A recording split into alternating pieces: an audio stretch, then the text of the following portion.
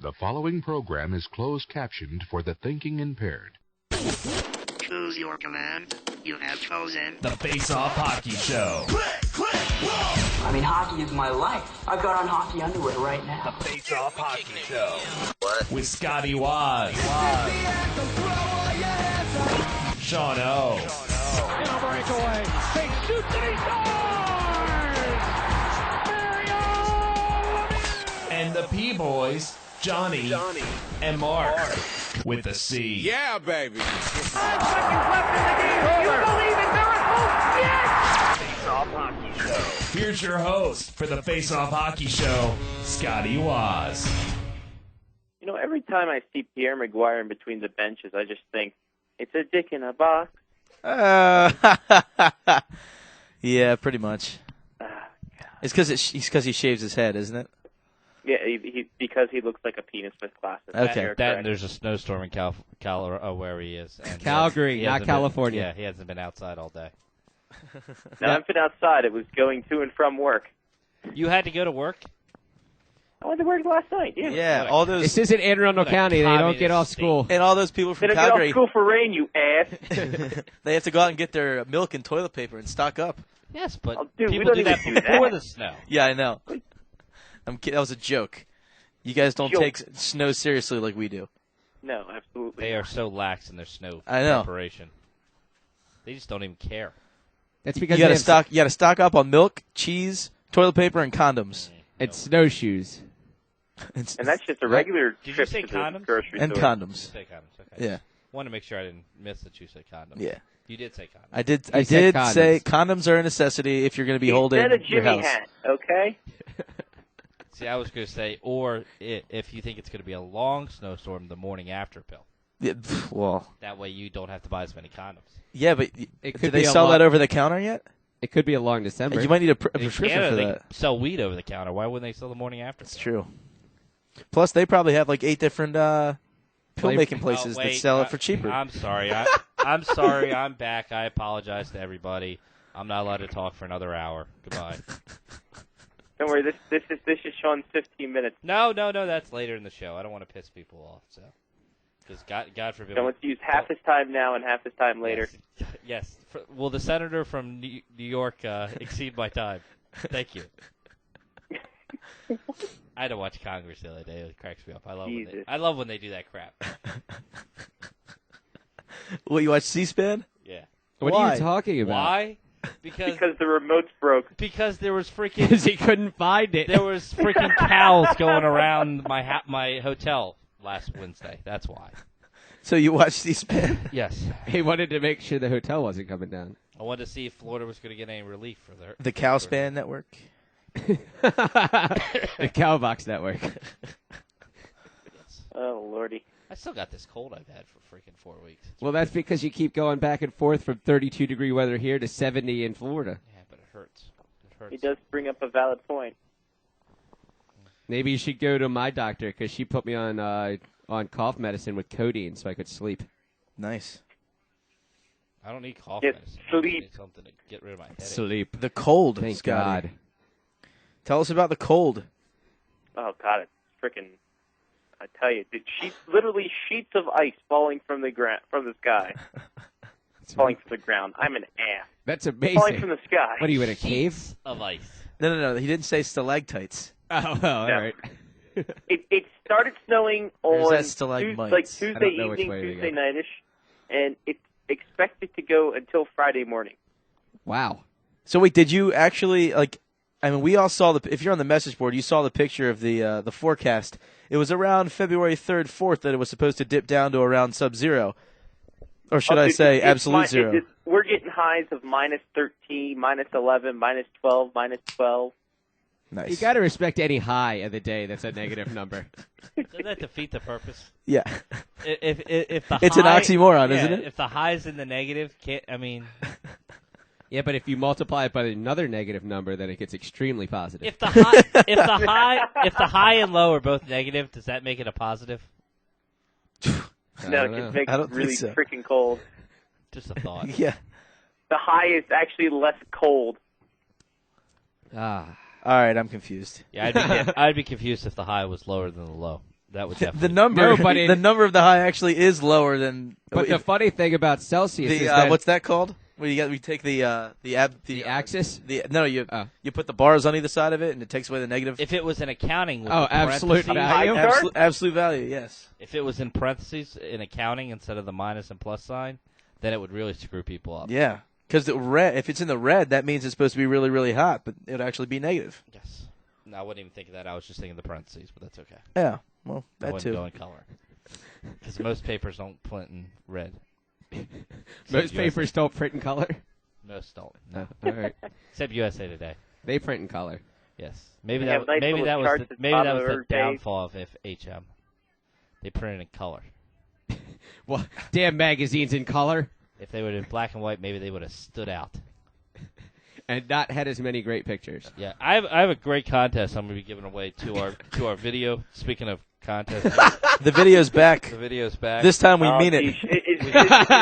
You know what also is back? What's that? The fact that Sean's having a contest in order to get more listeners in. No, this is not to get it. It's this is an actual contest. Hey, let's have a contest so people will come listen. No, this isn't. This is. I have the largest T-shirt. Here, I'll hold. In the history, You want me to hold the other half? The history of people. It is a triple X, I believe, and I think a triple X is probably giving it justice. I will like anybody, male or female. Female, I'm assuming you're pregnant. It is a triple extra L. Yeah, that would like this T-shirt. It's a national T-shirt from a tournament. You just have to email me at Shawn@Faceoff Hockey Show, and it will go in the mail to you. Unless it's in Canada, it will be there by the end of the week. What is XXL? It sounds like It's double X, right? It sounds really bad, actually. There's 3 X's, though. It's XXXL? That's an XXXL. It's a dirty movie. Yeah. It's a dirty L. You can't. That's But not you even can take that's that not even a to- real number. That's $50 extra. So dirty L. that's my contest for the week. And then I also And Mark, it is a number. It's actually 20. No, Yeah, that doesn't count. And then It's 30 less than 50. That's what I was thinking. And then I wanted to apologize also. It's not how it's done.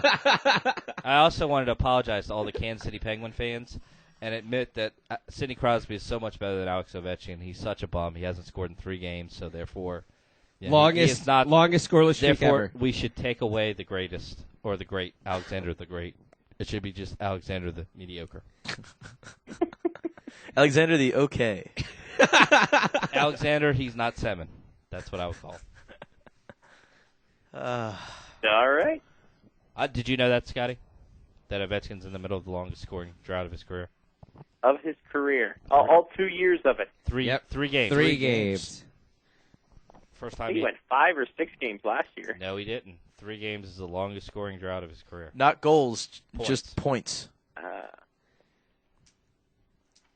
Yeah, the Caps have really kind of crapped the bed the past couple of games. They're really hurting my Stanley Cup chances. Especially when the game's getting preempted for a mediocre college basketball game on Comcast. Yeah. But I'm not bitter about that at all. This season looks so promising. When Vancouver started to put it into second gear and take over first place in that division, I'm like, man, could I be Vancouver dead put right? it straight into second gear and then lost it. Yeah. I was like, And then they dropped the transmission. and the Caps were sitting right around that ace spot the whole time, and then, like, the gods decided to kick me right in the nuts. Just take it right. Does that happen often? Yeah, occasionally. I mean, I was in Florida, and they had the biggest tornado in the history of Deadliest Florida. tornado ever. 18 people dead. You know, that's a point I'll bring up to annoy more people. Do you realize that if you're touring someplace, and this is just a thought, Okay. to the Weather Channel when you're watching it, and they put those things that say what county you're in, it might make sense to the hotel at some point to post what county you're actually in the hotel. Because, you know, those warnings of Orange and Lake and this county and Seminole County really mean nothing to a tourist.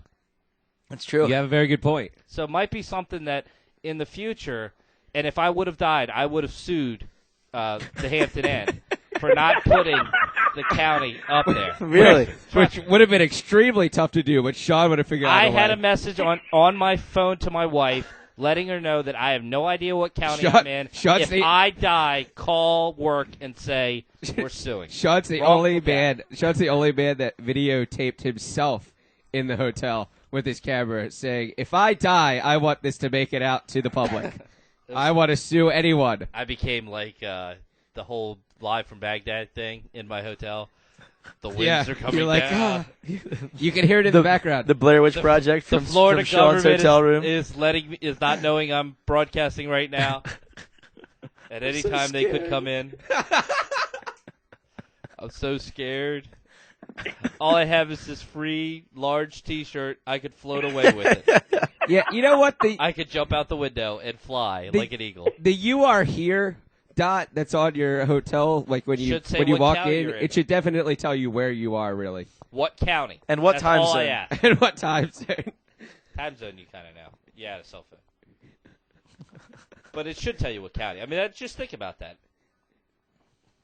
Yes. All right. Minor detail. Just in case, like, if you wake up in the morning, you're like, well, do I need to go to school? Nope, don't need to go to school I this didn't morning. really It know snowed where a lot. I was in comparison to Orlando or, I was somewhere in that area. I didn't know if I was north or south or west. I knew the one area was an hour north of us because somebody told me that happened to bring that name up. So I think that person's cursed because he just brought it up in a conversation. The next day it's demolished, like Atlantis. Yeah. It wasn't underwater. You know, MacGyver went to Atlantis once. Really? Yeah. With a paperclip and bubblegum? I don't know how he did it, but he found it. I think he created a shovel. Are you sure it was Atlantis and not Atlanta? Two paper clips and dig all the way down to the ocean. No. He took 2 paper clips and a magnet, and he fashioned a metal detector out of it. And he managed to I don't know where the beeps then came held from, his but nose. he found Atlantis that way. It was pretty So sweet. he No, used he had another 2 one to hold paper his clips nose. and what did you say he had, Mark? A magnet. And a magnet, and he realized, you know what, dynamite would do this even better, and he blew the shit up. He just blew it up. And then Chuck Norris came in. And Roundhouse kicked him in the face How because great he's not of, supposed to do how that because great he's of a show MacGyver. would be MacGyver and Chuck Norris. MacGyver versus Chuck No, Norris. not MacGyver versus. A 3-way with Jack Bauer in there as well. Triple threat match. The B team, MacGyver and Chuck Norris. Jean-Claude Van Damme is a special guest referee. They would get every week. They would be kidnapped in some jail. MacGyver would get them out of jail By and using then a Chuck paperclip Norris and Well, no, pencil I think shaving. beat the crap out of because- every Arab terrorist that he found. Chuck Norris is Walker, Texas Ranger. He is the law. Yes, but he No. himself Sylvester Stallone is the law. Judge Oh, Dredd is yeah, the law. Oh, there we go. Good pull. And Swayze's got to be the bouncer for the wherever it is. I mean, he rips people's necks out. Who's Swayze? Yeah. You saw Roadhouse. Yeah. You know they made a Roadhouse 2? No, and Really? You really Yeah. shouldn't have brought that up ever. It's pretty bad. Do you know in the That beginning ranks up there with was, Slapshot there was too, I'm just sure. miniature golf, Oh, God. In the beginning, there was only miniature golf. and then they added putt and other stuff. Interesting. But he couldn't find any peace in his inner ear. Sean's watching Major I League don't 3. get it. Is that the Major League 3 was probably the most underrated in the Major League Yes. series. Is For it good the- reason. It's a good movie. I liked it. I like Oh, it I too. loved it. Bacula? Just for Scott Bakula. Really? Are you sure this wasn't just a 3-hour version of Quantum Leap? See? Oh boy. It's important to It hear. was unnecessary roughness too. Now that could have... What? The sophomore year. There was an unnecessary roughness too? The And first of sophomore all, it year. was necessary roughness. Yeah, it was Unnecessary necessary roughness roughness. was I'm an actually a ass. penalty. Oh. Unnecessary roughness was actually a movie that was later. That put could have out, been I a think. porn, I actually. think so. That probably was a porn. That's what I'm saying. I think it was, Starring Peter North. and I think that's probably up to like 45 right now.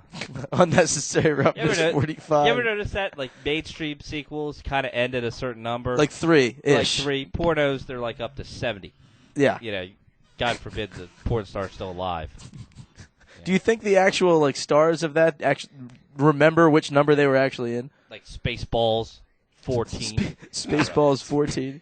And you know what? Before we go to break, The search for the one thing I just remember about Necessary Roughness, Yeah. Jason Bateman was in Yep. it. Yes, Jason he was. Bateman. Oh, wow. He was the guy that was the rich kid Yeah, the one that, Yeah. that almost failed out. and left away until Scott Bakula went back in time and made a quantum leap to get him. He made a leap forward. I'm sorry. Wow. Is that a bad joke? Bad No, timing. that's a great Let's go to joke. break. When we come back, Robert's going to be on. We'll get somewhat back on track. Probably not now. But if we do, we'll talk about the couple trades and couple of moves that went down this week in the NHL and all other fun stuff when we come back. It's Faceoff Hockey Show. FaceoffHockeyShow.com. Stay with us.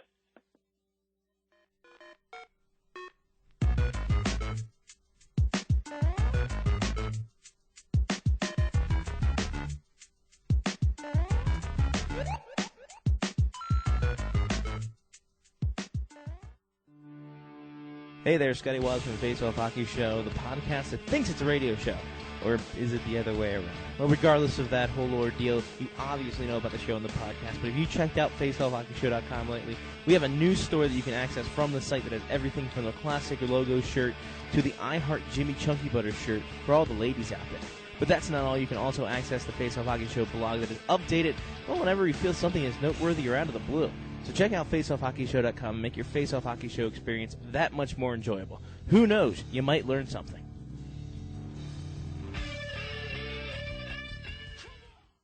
Hi, Vincent Cavalier. Hi, Martin Brodeur. Alexander Ayechkin. Joe Thornton.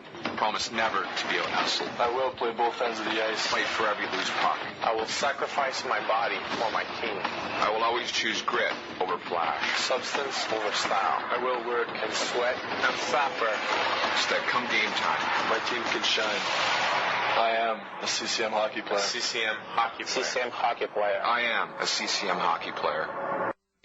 If you need to know all the latest when it comes to trade rumors or free agency, then you need to check out SpectorsHockey.net. At SpectorsHockey.net, you'll find the most in-depth sweep of trade rumors from all around the NHL with observations and comments from Spector himself. Not only that, but you can also access all the staff articles with their takes on games, the NHL as a whole, or whatever else is making news in the world of hockey. So if you need all the latest trade rumors and speculation, you can get it all from your one-stop shop, SpectorsHockey.net.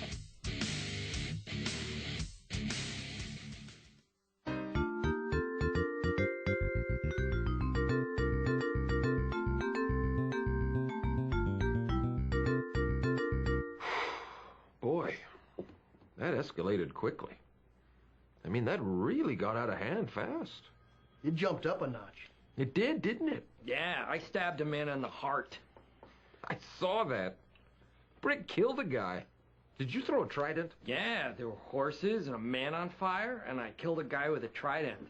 Brick, I've been meaning to talk to you about that. You should find yourself a safe house or a relative close by. Lay low for a while, because you're probably wanted for murder.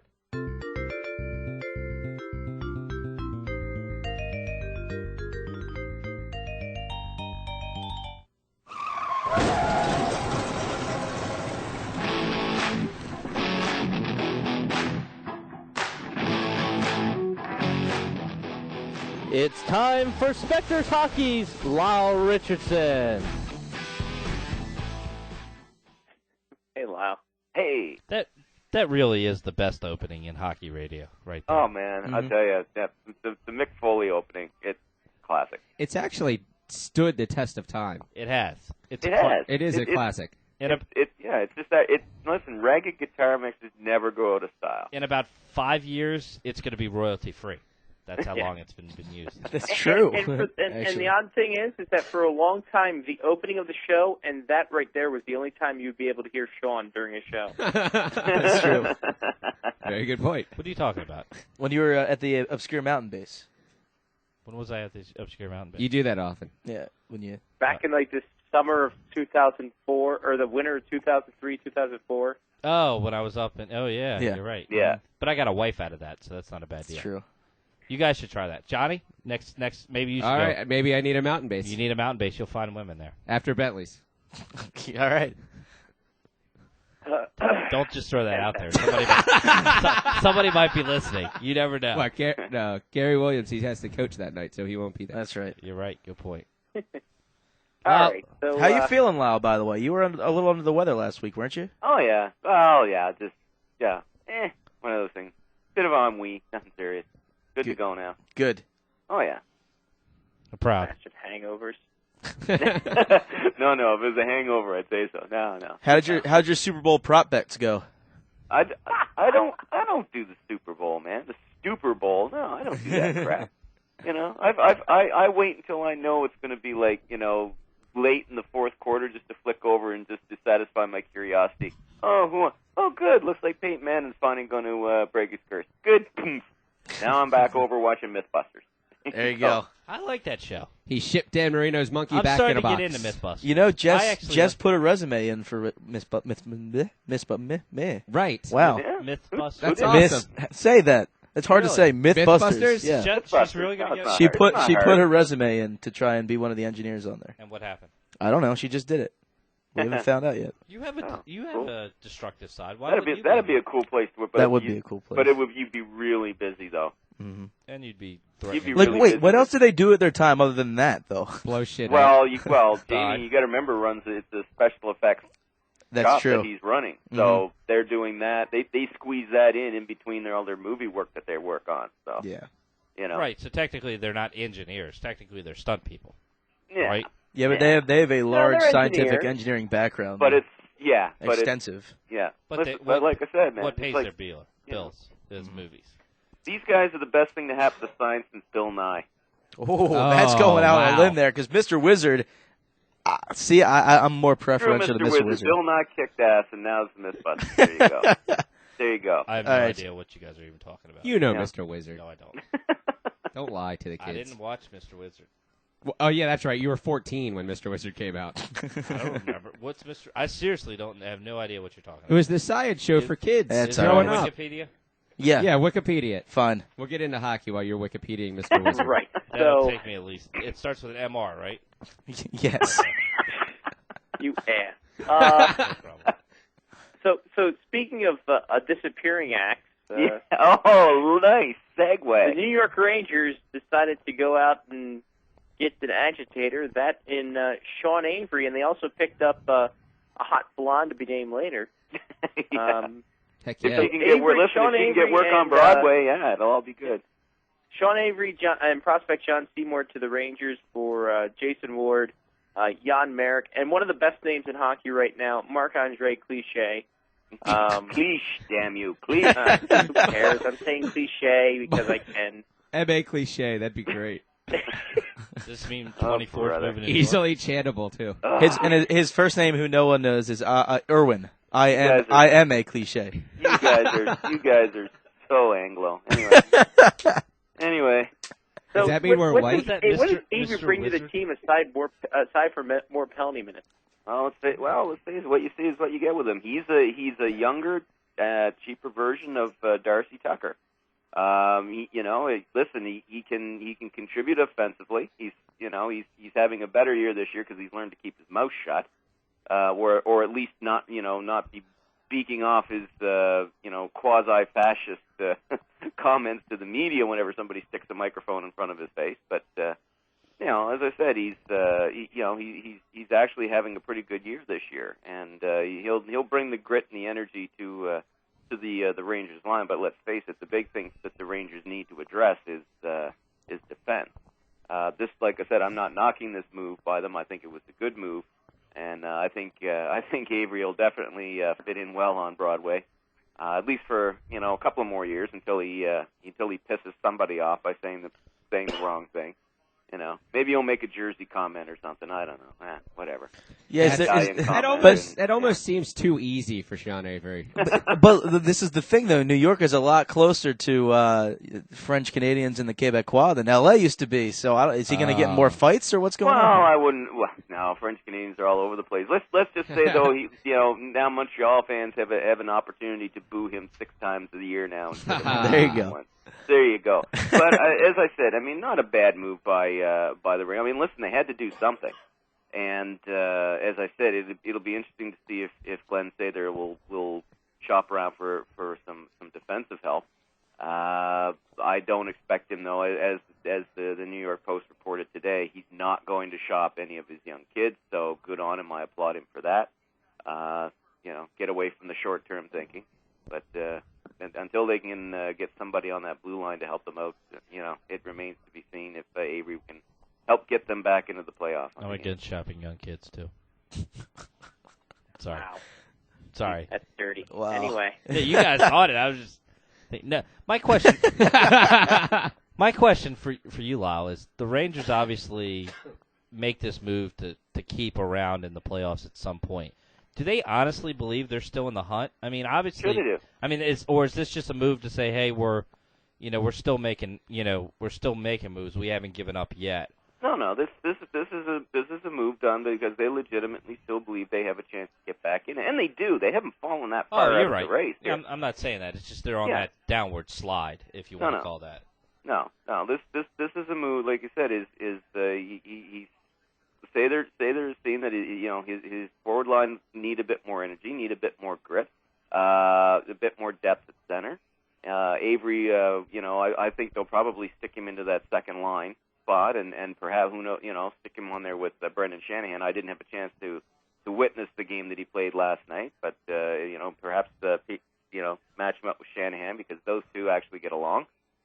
So it is, again, like I said, it's not a bad move to make. I mean, he could have done worse. So yeah, we'll see how it all pans out if it gets him back into the playoff. It couldn't hurt. Right now, the Rangers 6 points out of a playoff spot as of 9:30 on Wednesday, February 7th. So there you go. Yeah, we'll timestamp it just for But let's see how they do after that. I mean, hey, this is a team like the Rangers have been just up and down all season long. I mean, they'll go on a prolonged losing skid and then turn around and go on a lengthy winning streak and then another losing streak, then another winning streak. I mean, let's say consistency is a problem. And you almost see, I guess, some frustration is it looks like Jaromir Jagr's starting to quit again. No, he's not At quitting. least some people think that. Well, they're wrong. They're wrong. Let's address this right now. I am sick and tired of hearing people say that Jaromir Jagr isn't trying, that he's not trying. Everybody overlooks the fact that he's still having to play with the problem from complications from his shoulder surgery in the off season, which didn't fully heal. He said all season long his shoulder doesn't feel strong. You can see it right from the get-go. You've got some idiots on the internet are running around saying that he's being a cancer in the dressing room when nothing could be further from the truth. They're probably some of his ex-teammates from the Caps. Well, you've got people trying to say that Brendan Shanahan's the power in the room, and that he's taking the team away from Jagr, and yet here's Shanahan defending Jagr, sticking up for him. Like a good captain would, defending his teammate. But he's sticking up for him. I mean, people are trying to stir up controversy where there isn't any, saying that Jagr and Shanahan are at each other's throats, and I mean, come on, that's not the case at all. It's just, as I said, people look back on now. I'll grant you, Jagr has brought some of this history onto himself. I mean, back in his Washington days, obviously, as everybody remembers, the whole dying inside comment and everything else. Yes. And his off-ice problems with gambling and all that nonsense. But this season, it's like I said, the guy is trying. The bottom line is people are forgetting the very simple fact that his shoulder he's not playing at 100%. And even for a guy not playing at 100%, he's still posting up impressive stats. So, this nonsense of Jagr isn't trying or Jagr doesn't care, it's bullshit, plain and simple, and it's time for people to knock it off. Okay? Now he's off. going down with the hip flexor and he's day-to-day for you folks scoring at home. Yeah. Pulled I mean, the guy. Listen, I mean, this is a guy who still plays where at times he still wears those friggin' diver's pants because of the nagging groin problem that has never fully gone away. So for people who say he doesn't care, it's a crock and it needs to stop. Okay? Don't go looking for stuff that isn't there. There's my vent for the night. There you go. There it is. Okay, moving on. Loud old man rant. Get off my lawn, you bastard kids. Get off my lawn. I know you're dead. Oh, Lordy. So, speaking of old men, how about Sergei Samsonov? Jesus. Well, he's not an old man, but he's certainly playing like one. Yeah, he's playing only like 20, How good is 28? this guy? He's not even.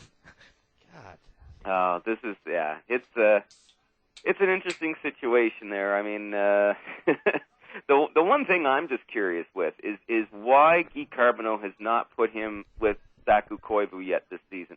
I'm curious as to why Guy Carbonneau, and don't get me wrong, I like Guy Carbonneau as a coach and all of that, but that was an interesting point that came up in the last couple of days was that Samsonov has played with everybody this season except Saku Koivu. And I'm sitting here going, why doesn't Carbonneau just put Samsonov and Kovalev up on the same line with Koivu, because right now nothing's happened for their offense right now. Their offense is terrible. You know, when Radek Bonk and Mike Johnson and Mark Street are your main goal scorers for the last 4 weeks, you got a problem offensively. That's not good. No, that is not good. So, you know, put them up there, load up the front line, and I mean, what the hell can happen? So, hey, who knows? Maybe Samsonov will rediscover his scoring touch. There's a thought, because he's certainly not going to find it on the checking line. Even though he has played better since he was put on the same line with Radek Bonk. Go figure. But anyway, yeah, Two that underachieving forwards. well, no, and you can't say that about Bonk. Bonk has actually been. Most Montreal fans are very pleased with Radek Bonk this season. Of course, it's the fact he's in a contract year too. That probably doesn't hurt. But anyway, we'll take it. But in terms of Samsonov, I mean, yeah, he's frustrated. Can understand that, but the mistake that he and his agent made was his agent tried to, you know, angle for a trade through the media. And in Montreal with Bob Gainey, you just don't do that. So I think this whole thing of putting him on waivers was just Gainey's gentle little way of saying, okay, listen, here's what's going to happen. There's no interest in you right now. You know, I wouldn't be surprised if they are trying to shop him. I wouldn't be surprised if Gainey told him, look, we're trying to move you, but we can't find anybody who wants you. So if you really want to get out of here, we can arrange that. We'll put you on waivers. When you clear, you'll be spending the rest of the season riding the buses in the AHL. Yeah. And I think maybe because, well, all of a sudden now you've got Samsonov today saying, oh, I spoke with Bob and with Guy and, you know, I've cleared the air and I want to stay in Montreal. Of course he wants to stay in Montreal. The last thing he wants to do is be riding the buses down with Hamilton. That's the last thing he wants to do. Unless the Penguins are in Hamilton. So, you know. Yeah, but now, is this one of those Buffalo is going to be in Hamilton, not the Penguins. Is this one of those situations now, if he gets brought back up, isn't that half price for any team that wants to get him? Sure. But, well, you know what? Montreal doesn't have to bring him up. They can demote him. They still got to pay his salary, but they don't have to, you know, his salary doesn't count against the cap. And because someone claimed him, that 1.7 or whatever the half is would count against the cap, correct? If they recalled him, somebody claimed him. If they brought him back up. If they brought him back up and somebody claimed him, half of his contract would count against the Habs cap, regardless. They wouldn't be able to, and I mean, as much as people bring up the whole thing of, oh, well, if you bring a player up a re-entry waivers, well, only half his salary. Well, that's fine if he's in the final year of the salary. If he was in the final year of this contract, I'm sure Montreal would probably try that. But he's not. He's got another year to go at 3.5 or 3.7 million, whatever it is. And I think the last thing that Gainey wants is to have 1.8 million counting against his cap for next season for a player he doesn't have. So, you know, if he did send him to the minors, that frees up a lot of cap space for him, a fair chunk that he could use to have some flexibility at the trade deadline for this year, that's for sure. I mean, isn't this just a long time coming, though, for this whole Samsonov saga? Oh, my Lord, yeah, it's been overdue. I mean, well, listen, I'll give the Habs credit. I'll give Guy Carbonneau credit. I mean, he's been patient. You know, they've been trying a lot of different things, but nothing's worked, and you just knew this was coming to a head. When I heard that he was a healthy scratch for 2 straight games, I knew something was coming. You know, that at some point he was either going to spout off in the media again or something like this. And when I read that in the Journal de Montreal, you know, yesterday morning, I mean, it was just like, okay, here we go. How are they going to play it? Well, we just saw how they're going to play it. Because let's face it, there really isn't any interest, or that much interest anyway, in other teams for a guy who's still got another year at $3.7 million left on his contract. And the way he's playing this year, I mean. Well, exactly. I mean, listen, this isn't the case. Like, you know, I know I've said, and I've said in the past. Well, I mean, yeah, I mean, you know, Gainey did pull off the move last season nobody thought he could do by trading Jose Theodore when it seemed that he was untouchable. You know. So, you know, yeah, I'm sure perhaps it's possible, but I think with this move today, I think that was clearly indicative of them putting him on waivers, and the fact that he cleared is that even if they're trying to shop him, there's no real interest in him.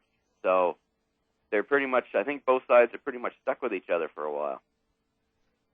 Oh, joy of joys.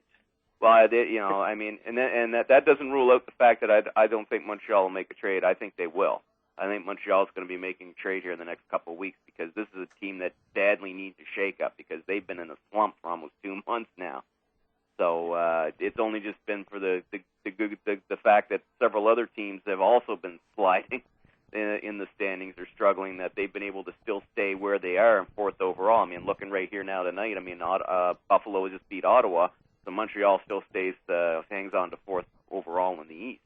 But this is a team that desperately needs an offensive boost because they can't score. And they're certainly not getting it from Samsonov or Koivu or Higgins or Ryder, the main guys they're looking for. So I think there's going to be a trade.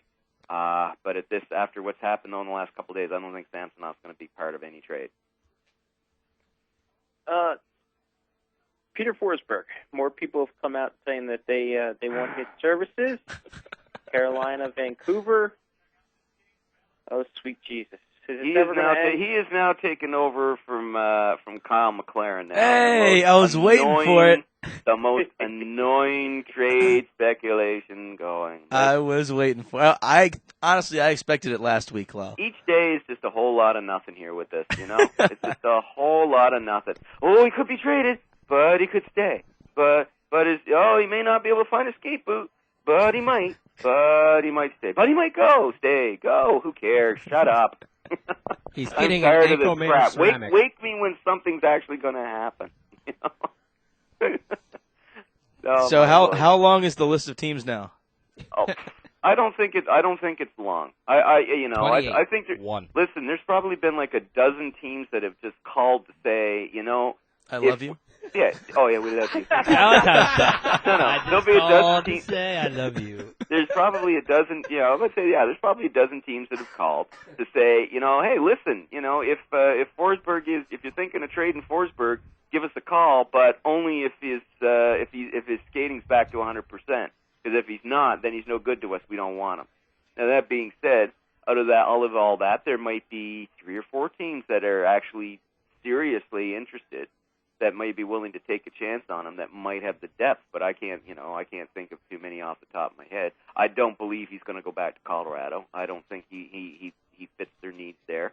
Colorado needs a defenseman who can anchor their power play. They haven't been the same since Rob Blake left over the summer. That's been very obvious this season.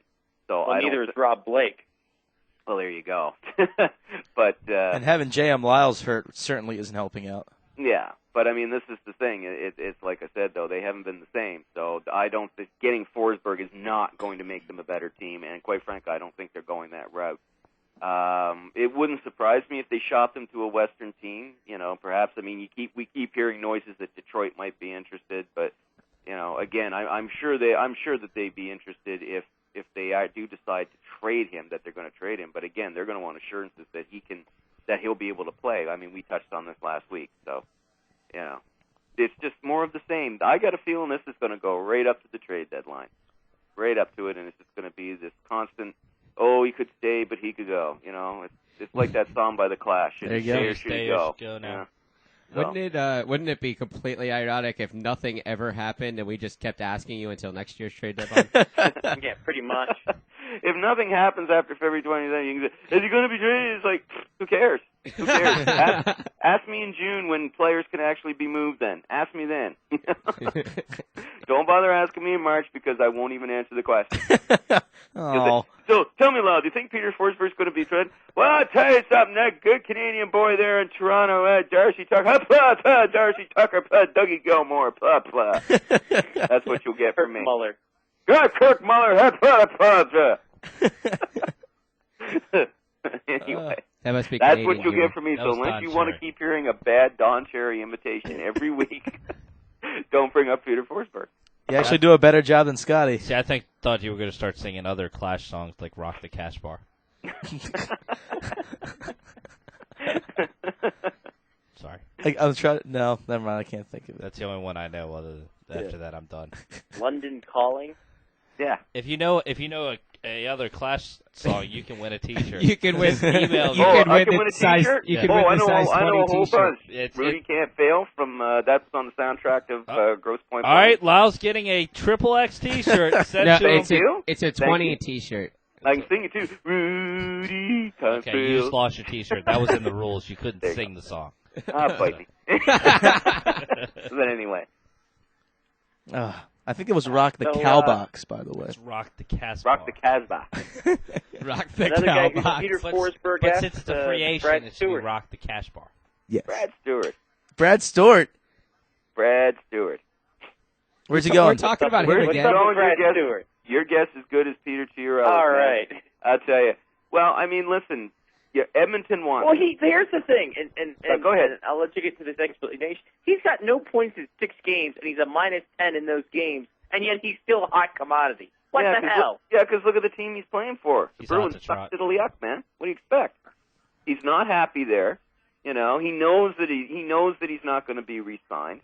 You know, he's playing on a team that's going nowhere. I mean, why should he have any incentive? And he knows he's a hot commodity because he knows that there's a half a dozen teams out there that would love to land him right now. Colorado being one of them. You know, Edmonton definitely would like to get a hold of him if they could. You know, it wouldn't surprise me if the Sharks had a bit of interest. It wouldn't surprise me if the Kings had some interest. You know, I mean, there's even a couple of Eastern Conference teams. I don't think that the Bruins will ship him to an Eastern Conference team, but it's possible. You know, so yeah, I mean, he's a hot commodity. He knows that. So, and everybody knows he's just really just marking time, waiting to get out of Boston. So the problem is that the Bruins have put a too high a price on his services right now. Honestly, could you have any more job security in the NHL if you were a young quote unquote offensive defenseman? I think that's pretty much you've got a job for the next 3 years. Oh hell yeah, and especially with this lowered free agency. I mean, he's eligible for unrestricted free agency.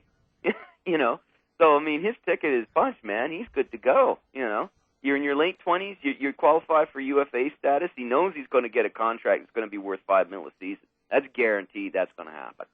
So yeah, I mean, he's sitting in a good situation. He you know, as far as this year's trade deadline goes, he's this year's Brendan Witt. You remember Brendan Witt was the name that kept coming up last year. Brendan Witt, who also was checking SpectorsHockey.net to see where he was going. Yes. Look, they have to wonder, is Brad Stewart sitting there with his laptop checking to see where he's going? You know, from my side. Checking to hope he's going somewhere. It'd be nice. Tell you, all you NHLers that are listening to the show, we know you are when you're not playing. When you're listening to the show, man, yeah, check my site out. You'll know every day where you're going, or at least where people think you're going. Unless you're Peter Forsberg, in which we don't care. Yeah, exactly. And it shows. Don't care, don't give a shit. Talk to me when you're, you know. Go find your spleen, you son of a bitch. Yeah, exactly. Make a decision. Honestly, with the Forsberg thing, I think both sides they keep all their options open. You know, and he's still got the no trade clause to work over too, and that's But listen. You know, they had this meeting a week ago, and even though nothing changed, I really think what came out of it is both sides, I think, agreed that look, we'll keep all our options open here. Peter wants to stay in Philadelphia. He does. He'd like to stay in Philadelphia.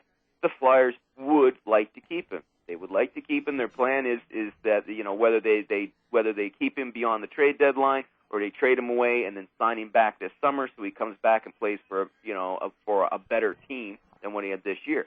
You know, it's a mutual understanding there. They both want to keep things as they are. But by the same token, if a team comes forward to the Flyers and says, hey, we're willing to give you this roster player and this high draft pick and this prospect for Forsberg because we're that desperate to try and win the cup or, you know, make the playoffs that we want him that badly. Well, you know, I'm sure that if they went to Peter and said, listen, this is what this team's offering us, it'll really help us. So when you come back this summer, this player and you know, this prospect will be in the system, he may just turn around and say, yeah, okay, and wave it and go. But if it happens, it won't happen until the trade deadline.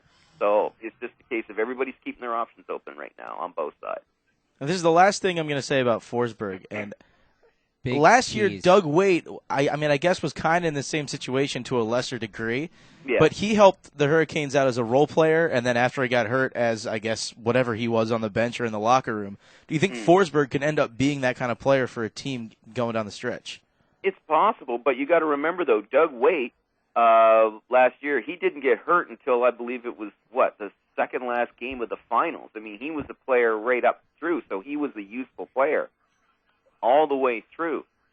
And all we're talking, I just look here in TSN, and it says that Gary Bettman signed through to 2012. Wow. Oh, God. That's old news. If you need a drink, if you ever needed a drink right now, people, go get one now. 5 more years! I'm tired of this Gary Bettman bashing.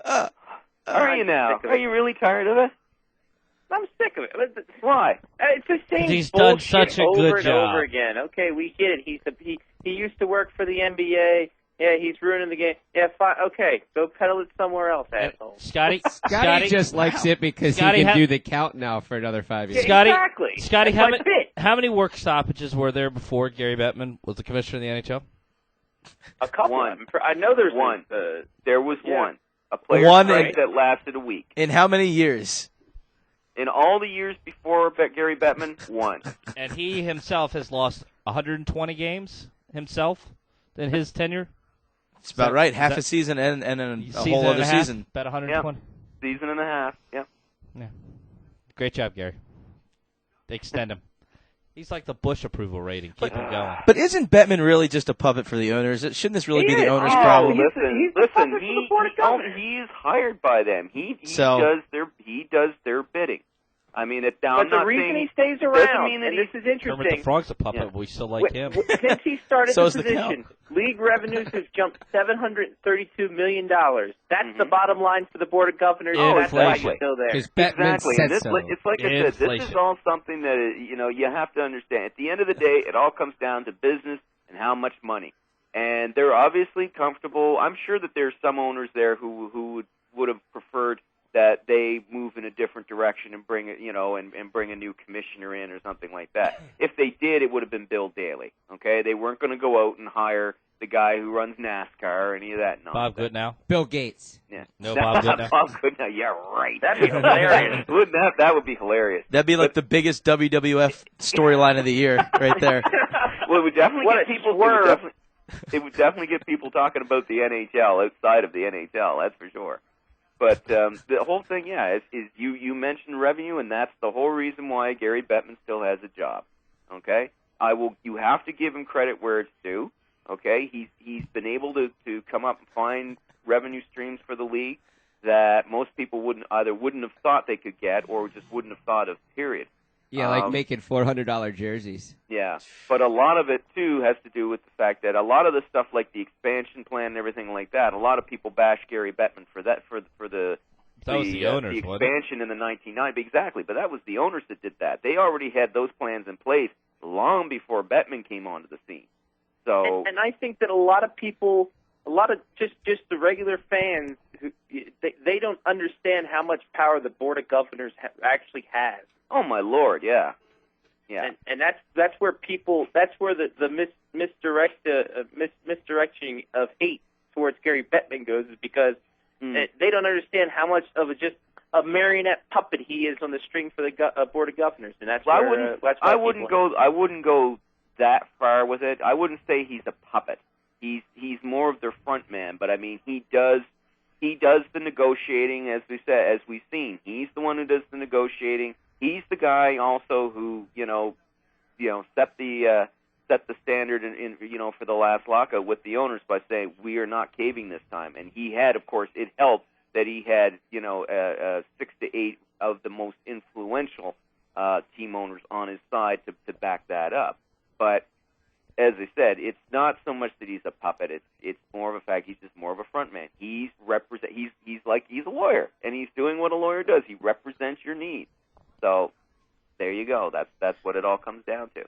And they're obviously very happy with him running the shop. So away we go. And I mean, yeah, we can all bitch and whine about Gary Bettman all we want. I mean, personally, I'm just tired of seeing the guy.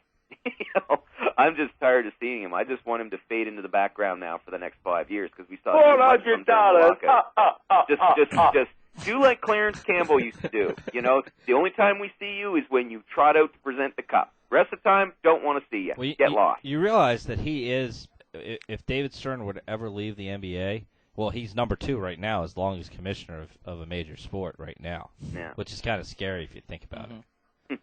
Because Stern at any point with his crazy ideas, because every year he comes out with one, the suits. Kind of like the ball, the suits. Leather ball. Yeah. God knows what next year's going to be. He's ready to just throw it at people. 25-point At least basket. that finish is a little bit better than the walking, talking Stephen Hawking, known as Bud Stealing. He's an owner, though. Wow, that you just come up with that one? that's the thing that gets me. As much as me and Todd Butts have had that one for years. As much as we can complain about Gary Bettman, at least he's not a team owner. Yeah. That's the thing that kills me about Major League Baseball. This is a guy who, what is he, commissioner or president? What the hell is he? Yeah, no, but he owns the Brewers and the Devil Rays or something. He had to give it up to his daughter because I'm sure she's. It's the Brewers. That's not a baseball team. Yeah. That's a AAA franchise at best. Yeah, I think maybe that's probably why nobody has a problem with him being the commissioner or the whatever he is leading the Major League Baseball, because his baseball team's no threat to anybody. Yeah. Plus why. Bettman's never had a tie All-Star game. That's true. That's true. They just go to a shootout. Yes, but they have games on Tuesday night. So does baseball. Monday night. Hey, you guys Wednesday heard that the change in the times of the draft this year, right? Yeah. You guys are going to be in prime time, I got a baby. huge First rant round, about that. happy hour on Friday, and then after happy hour, they go right into the draft on Saturday. I want to know if the first round on Friday, and then the rest of the draft on Saturday. I want to know if local beer stores will actually deliver kegs inside the Nationwide Arena, because that's probably where the party's going to be at. Oh, they better. Yeah. Screw that. Don't bother going home, everybody. Hell, NHL parking lot after the first round. That's where we're going to be the rest of the night. It is a college town. The Ohio State and is in that area. I'll tell you who's pissed off is the arena workers there. Oh, I man. guarantee they are furious. NHL GMs are going to be doing the entry draft like I do my fantasy drafts all year. Drunk. Or waiting to get drunk. What are they? We're just going to hear, or they'll use my theory. Dude, I don't want to see Lou Amarillo in his box. You'll hear at the draft. Nice pick, Yahoo. And with that, and Brian Burke. Where is Brian? Oh, he's at the bar. That's well. Who's the highest ranked player? Oh, can you imagine? Can you imagine though? I mean, they go and they call. It's like, okay, we're ready to start the second round. And at some point, just the general manager of some team comes stumbling up to the podium. This thing, boom, boom, boom. Oh, what did I do? Still wearing the same clothes from last night. Should we call this? Who am I drafting? Should we call this the Ovechkin rule? Because obviously, if a major star is there to greet the first round draft choice, he's not going to be there all day. He's just going to be there for that one Friday. So maybe this was the way to get him away from the arena, because obviously he wasn't leaving on his own. Who, Ovechkin? Yeah, no matter how mad the Caps wanted him to leave. Yeah, he kept making draft choices and making picks. He was the only. That's the only way we have a Russian goalie. And beyond is that they make the picks from the table. So they don't have to get up or stand up. They don't have to get up. It would Saturday's be great. going to blow it would be anyway. great if they did, though. You got a day's bit of growth. You mean they don't you're wearing the same clothes that you had on the night before. Your arms covered in blue stamps. Little flecks of dried vomit on your shoes. Yeah, they've got a picture of you like holding the microphone, and you can still see the blue stamp on your hand from the bar the night before. You mean the second round they don't make their slavery speech? No. What's that? We're going to draft the property rights of... Nope. In the second round, it's more like, yeah, we want that kid. Yeah, he'll be on our team. If people are hockey fans and don't know what I'm actually saying, you have never watched an NHL draft. Well, that's the first thing that came to my mind. The best part is that, and Johnny could back me up on this, at the last draft in Vancouver, I think I actually heard this. With the 43rd pick, the Montreal kid. Hold on a second. I said roast beef. This is not roast beef. wouldn't be surprised. Well, yeah, it's not the general managers doing the picking after the first round. I mean, they barely stick around for the second. It's usually then it's the scouting director, right? It's scouts who do the selections after the that. Columbus draft will officially be the first NHL draft where they actually have GMs via satellite. Or over IM like we do. For Friday night. And just think, we're gonna be the first people that brings the draft to the masses. That's right. Because we'll be there educating people as far as what goes on and how to drink and how to move forward and the whole power hour part will probably affect. It'll be a power first round. It'll probably affect the second day. Oh, dude, that's going to be hard because that's the 3-hour first round. That's what I'm saying. You have to drink a beer. Day. You have to drink a full beer every pick. Oh God! No, I'm just kidding. That'd be 30 beers in 3 hours. Jesus. Oh. Sounds about right. Oh boy. You'd be hurting, boy. Oh, Jesus. You know it's a bad sign when security stops us and all 4 of us are walking into the arena with Miller Lite 30s. And chocolate. Oh no, never mind. No, dude, we gotta bring another 30 for the security guard to let us in. Oh yeah. Oh yeah. Yeah, sure. All right. Yeah, sure. Yep. Yeah, sure, you betcha. All right, wow. Turn to this. We're gonna get on that. Oh, what's that one? Lyle has no fun bag this week. I just did it. Yeah, Yarmer Yager bent. There you go. Okay. Bag of, oh, hang on. Let me just take a quick look here. and vomit on Bag people's of fun. shoes. Bag of fun. Bag of fun. Woohoo! Bag of fun. Woohoo! Bag of fun. Yeah. Here we go. One of the silliest bloody rumors I've heard all year. Bloody rumor. Okay. Nikolai Habibulin for Brad Richards. Wow. Yeah. Now, do I really need to break down why this isn't going to happen? In and who would be the Blackhawks goalie at that point? Yeah. Oh, Patrick Lalime and Brian Boucher.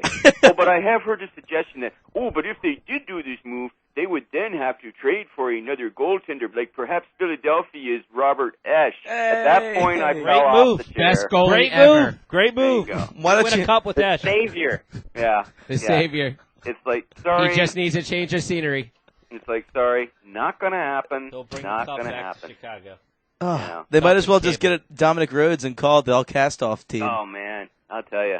Who? Dominic Rhodes? Who was I thinking of? The old him. That's Dusty Rhodes. Damian Rhodes. Damian Rhodes. I knew it started with a D. Same thing. The American Dream. Same thing, only different. It's Dusty Rhodes. At that point, they'd have the same goalie the Kings do, right? The inflatable one that you could just move back and forth. Tuffy Well, Rhodes Robert was the cup Esch is player. the savior of the Flyers because they're going to get the first-round pick, and it's going to turn their whole franchise around. Just you watch. And they're gonna pick another goalie that in a couple of years they trade to Washington for, I don't know, a center that Chris Clark that plays 3 games for them. For the rights to Adam Oates. Because I swear the Caps got at least 3 goalie prospects out of that trade. And none of them panned out. None of them. Panned out. Including I'll maximum ovulation. Maximum ovulation. That wasn't even a The good worst night. ever. Whew. But that's what's All right. going on with that anyway. That's my silly trade room. And if you happen to, if any of you are in the mood to read my fascinating analysis on fluctuating trade markets, go to the Soapbox on my website. I think I wrote a paper on that in college. This one's a little different. This is an NHL one here, and just some of the factors that will affect player movements during a season, i.e. trades, of course, and the factors involved in that, and how they will probably fluctuate year by year, and how I don't believe that this is going to mean the death of the trade rumor. No, there will not be any. There will still be Of course trade you'd take that stance, Lyle, because you'd be out of business. Listen, I'll tell you, if I was actually scared about it, I would sit down and I would say, you're right, but you know something, this year, I was as busy as I ever was, and there's like hardly any player moving the first 3 months of this season. So, you know what? As long as teams struggle early, there's always going to be media-generated speculation. Ask Sean. He makes up rumors. All the time. Oh, hell. Yeah, but I'm talking media-generated. And I was right once. Yeah. Well, Yes, Sean was right on one account with the Yager to Washington deal. We will Dead give on. him that. and we made that pick like 2.5 weeks before it happened. Dead on. By the way, Yeah, Lyle, so- speaking of Isn't that blogs, the blog on Fox Sports Is that picture on the right side really you? Yes, it is. That's awesome. I think that's the first picture of Lyle we've ever seen. And you still can't tell what I look like. No, not so much. It's like, well, he's got 2 arms and 2 legs, and he can skate. Look, he's skating and he's got a hockey stick. You know, And he holds a hockey stick. You know, the bad part, Laura's going to be bringing it up. After she listens to the show, she'll be bringing it up later. Yeah, and hence. When she's by herself. And hence. Find it. And then get disappointed. And hence. Well, one thing, it's funny you mentioned the blog, too, because here's something I wanted to point out as well. Over the weekend, I posted up a 2-part interview that I did with a former NHL goaltender named Gary Simmons. And I'll tell you, you guys should go and check it out. And for any of the, for all you listeners out there, go and check it out, because this is a really interesting guy. I mean, he played back in the day. He was a character back in the day when the NHL was full of characters. And he like, this is a guy, he didn't make it to the NHL until he was 30. Yeah, he bounced around minor pro for years. And that was just the way that it was back in the day. Like, we're talking the 1970s. I mean, during the early 60s, throughout the 1960s, there was no such thing as an entry draft. There was no such thing as, developing of the junior system that they have now. And it's a really, really interesting interview. We talk about his days in minor pro and his days playing with the California Golden Seals and the Los Angeles Kings. Gary Cobra Simmons. The Kings could need him now. It's like I said, check it out. It's 2 parts, and it's very entertaining, very interesting. He's got a lot of great stories, and like I said, yeah, he's quite the guy, quite the character, the man, the myth, the legend, and he had one of the coolest masks ever in the NHL. In fact, he did. I remember that mask. Yep, both of his masks are in the Hockey Hall of Fame. Now, is this the when same did he play? Simmons who makes the goalie pads now? Pardon me? Is this the same No. Simmons? Oh. No, this is a different guy. I thought it was too, but no. After he retired, he was in the pizza restaurant business for years. He's now retired from that and living quite comfortably and happily with his wife in a suburb of Phoenix, I believe. Here's a random thought. Does the Hall of Fame actually pay these players to take their equipment and put it in the Hall of Fame?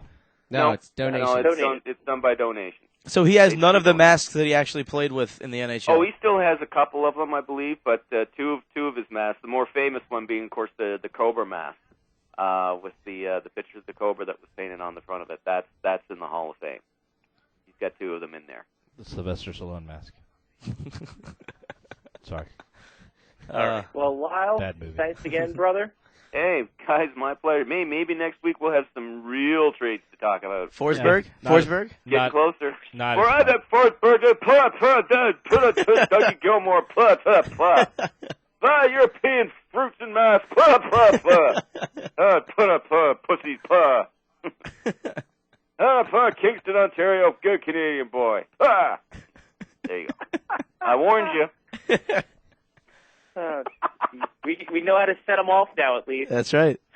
All right. Come on. We've been figuring stuff out for years. Lyle's interview with Gary Cobra Simmons on Fox Sports or blogs.foxsports.com/Spectre, and you can always check out the trade rumors on Spectre'sHockey.net. And there's also a picture of Lyle there, We'll talk to you next week. Hey, my pleasure, guys. We'll talk to you next week, man. The man who thinks Sidney Crosby's a diver, Lyle Richardson. When we come back on the WHL report, you're going to and hell. All fun stuff after that. Faceoff Hockey Show. Faceoff Hockey Show. Going to hell.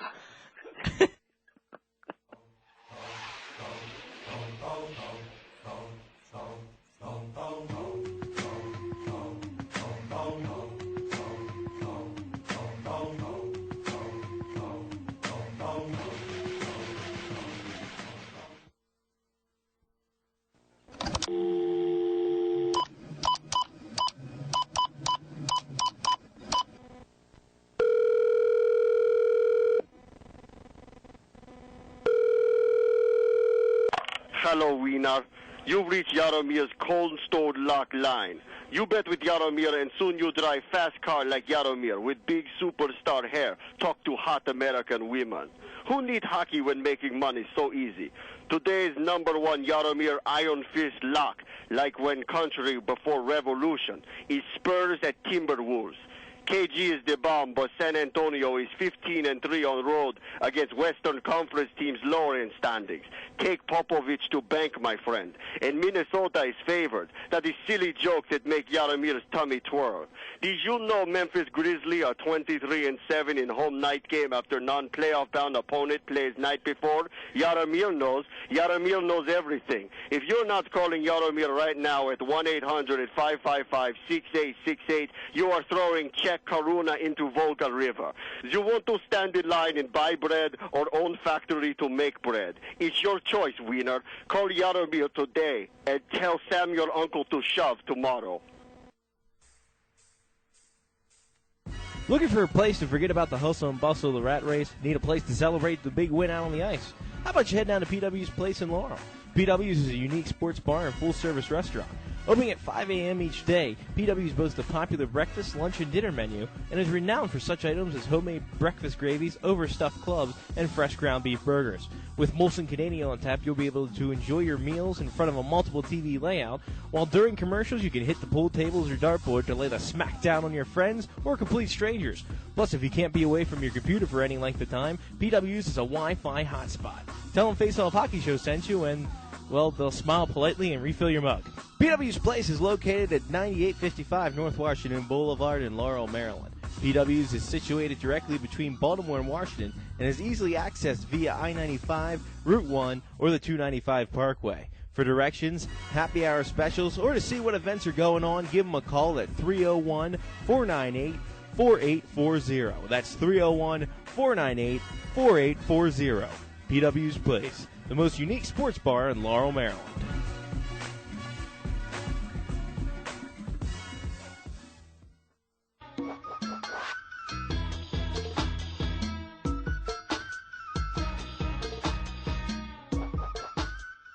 Helmet, what's going on? Sanders, what's going on? It's Mega Meg. She's gone from suck to blow. What? They're getting all their air back. Do something. Do something. Do something.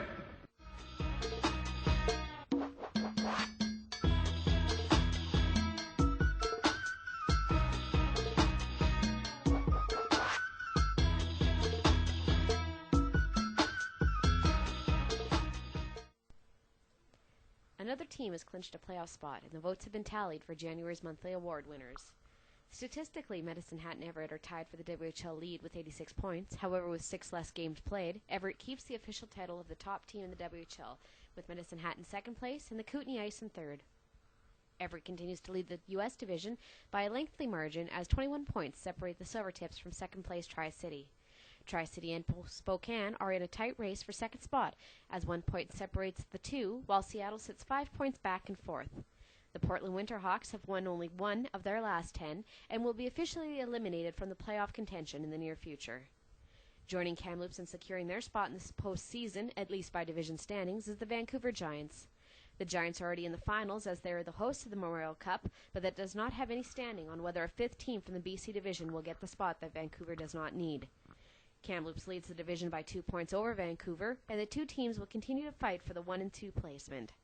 Prince George looks to have locked up third in the division with a 14-point lead on Kelowna, who is picking a bad time to slump, as the Chilliwack Bruins are starting to put the wins together and are only 3 points back of a playoff spot.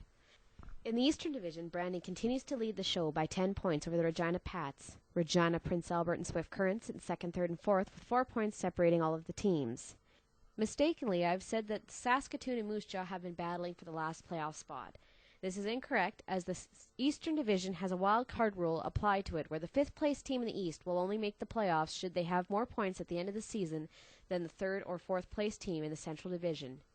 If either team should tie the fourth place team in points in the Central Division, a one-game sudden death tiebreaker would be conducted to determine which team will go. However, as it stands, Saskatoon is 18 points behind fourth in the Central Division, and the last place team in the Central still has 14 more points than Saskatoon. Medicine Hat has won their last 12 games to give them first in the Central Division. 7 points behind them is Kootenay, who won 6 of their last 10 to hold on to second spot. The Calgary Hitmen and Red Deer Rebels both continue to slump and place third and fourth with 63 points. 4 points out of a spot is Lethbridge, who have 1 game in hand of Red Deer and also have kept an Eastern Conference team from taking a Central Division playoff spot. The Boston Pizza WHL Player of the Week is Lethbridge Hurricanes forward Mitch Fadden. Fadden earned Player of the Week honors by recording 7 goals and 12 points in 4 games. Fadden, an 18-year-old product of Victoria, BC, is in his 3rd season in the WHL. Zach Hamill of Everett has brought himself a lot of attention over the past month, and in addition to leading all scorers with 72 points, he was also named the Husky WHL Player of the Month and the Napa Draft Prospect for the month of January. Hamill recorded 24 points in 12 games and is rising his own stock in this year's entry draft. Second in WHL scoring standings is Calgary's Ryan White, who has 71 points on the season. Martin Hansel of Red Deer drops to 3rd with 70 points, while Tri-City's Colton Yellowhorn and Kamloops' Brock Nixon round out the top 5 goal scorers with 65 points. Leland Irving and David Reekie continue to hold their spots as the number 1 and 2 goaltenders in the WHL with a 1.71 and a 1.77 goals against. Tyson Sexsmith of Vancouver has 3rd spot with a 1.93 goals against, making the top 3 goalies in the WHL all under a 2 goals against. In 4th spot is Taylor Dakers of Kootenay, has a 231 goals against, and rounding out the top 5 is Matt Keatley of Medicine Hat, who leads all goaltenders with 32 wins on the season, in addition to a 232 goals against. Calgary continues to struggle leading up to the postseason, winning only 1 of their 3 games this weekend. Friday in Spokane, Calgary managed a 4-3 shootout victory against the Chiefs, with 2 goals midway through the 3rd to tie the game up and send it to the shootout. Freddie Pedersen scored the shootout winner as the Hitmen outshot the Chiefs 38-28. Making 25 saves and getting the win was backup goalie Martin Jones. Kevin Armstrong of Spokane made 34 saves in the losing effort.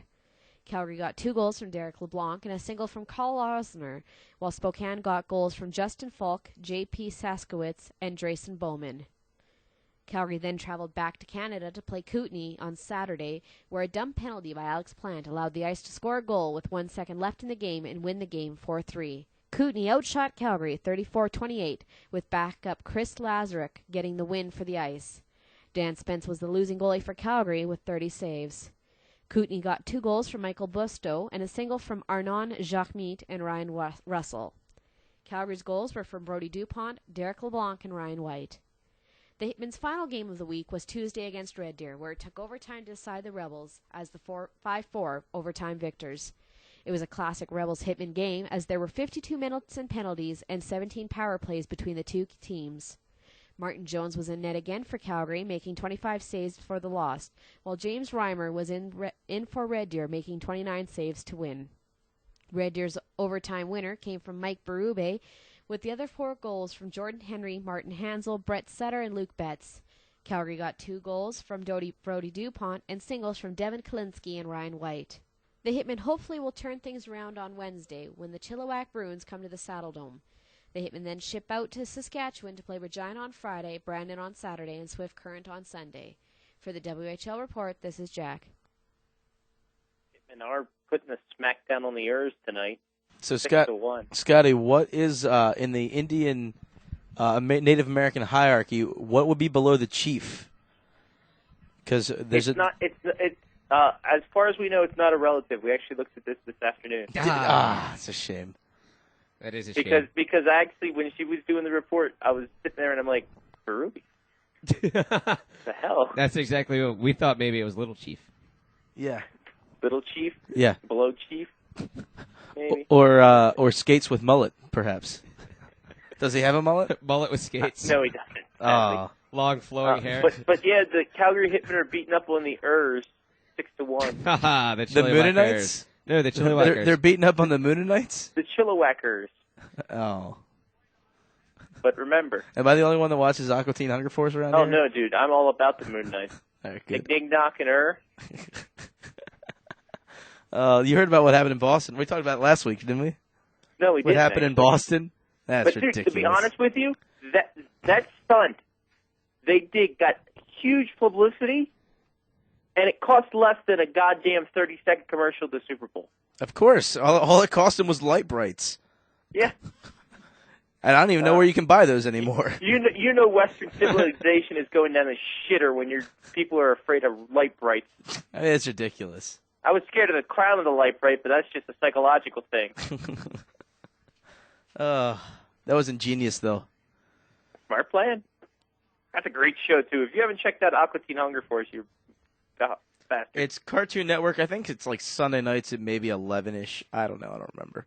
The premise is a big thing of fries that levitates, a big shake, and ground beef, a meatball, if you will, that supposedly fight crime but more than likely piss off their New Jersey neighbor.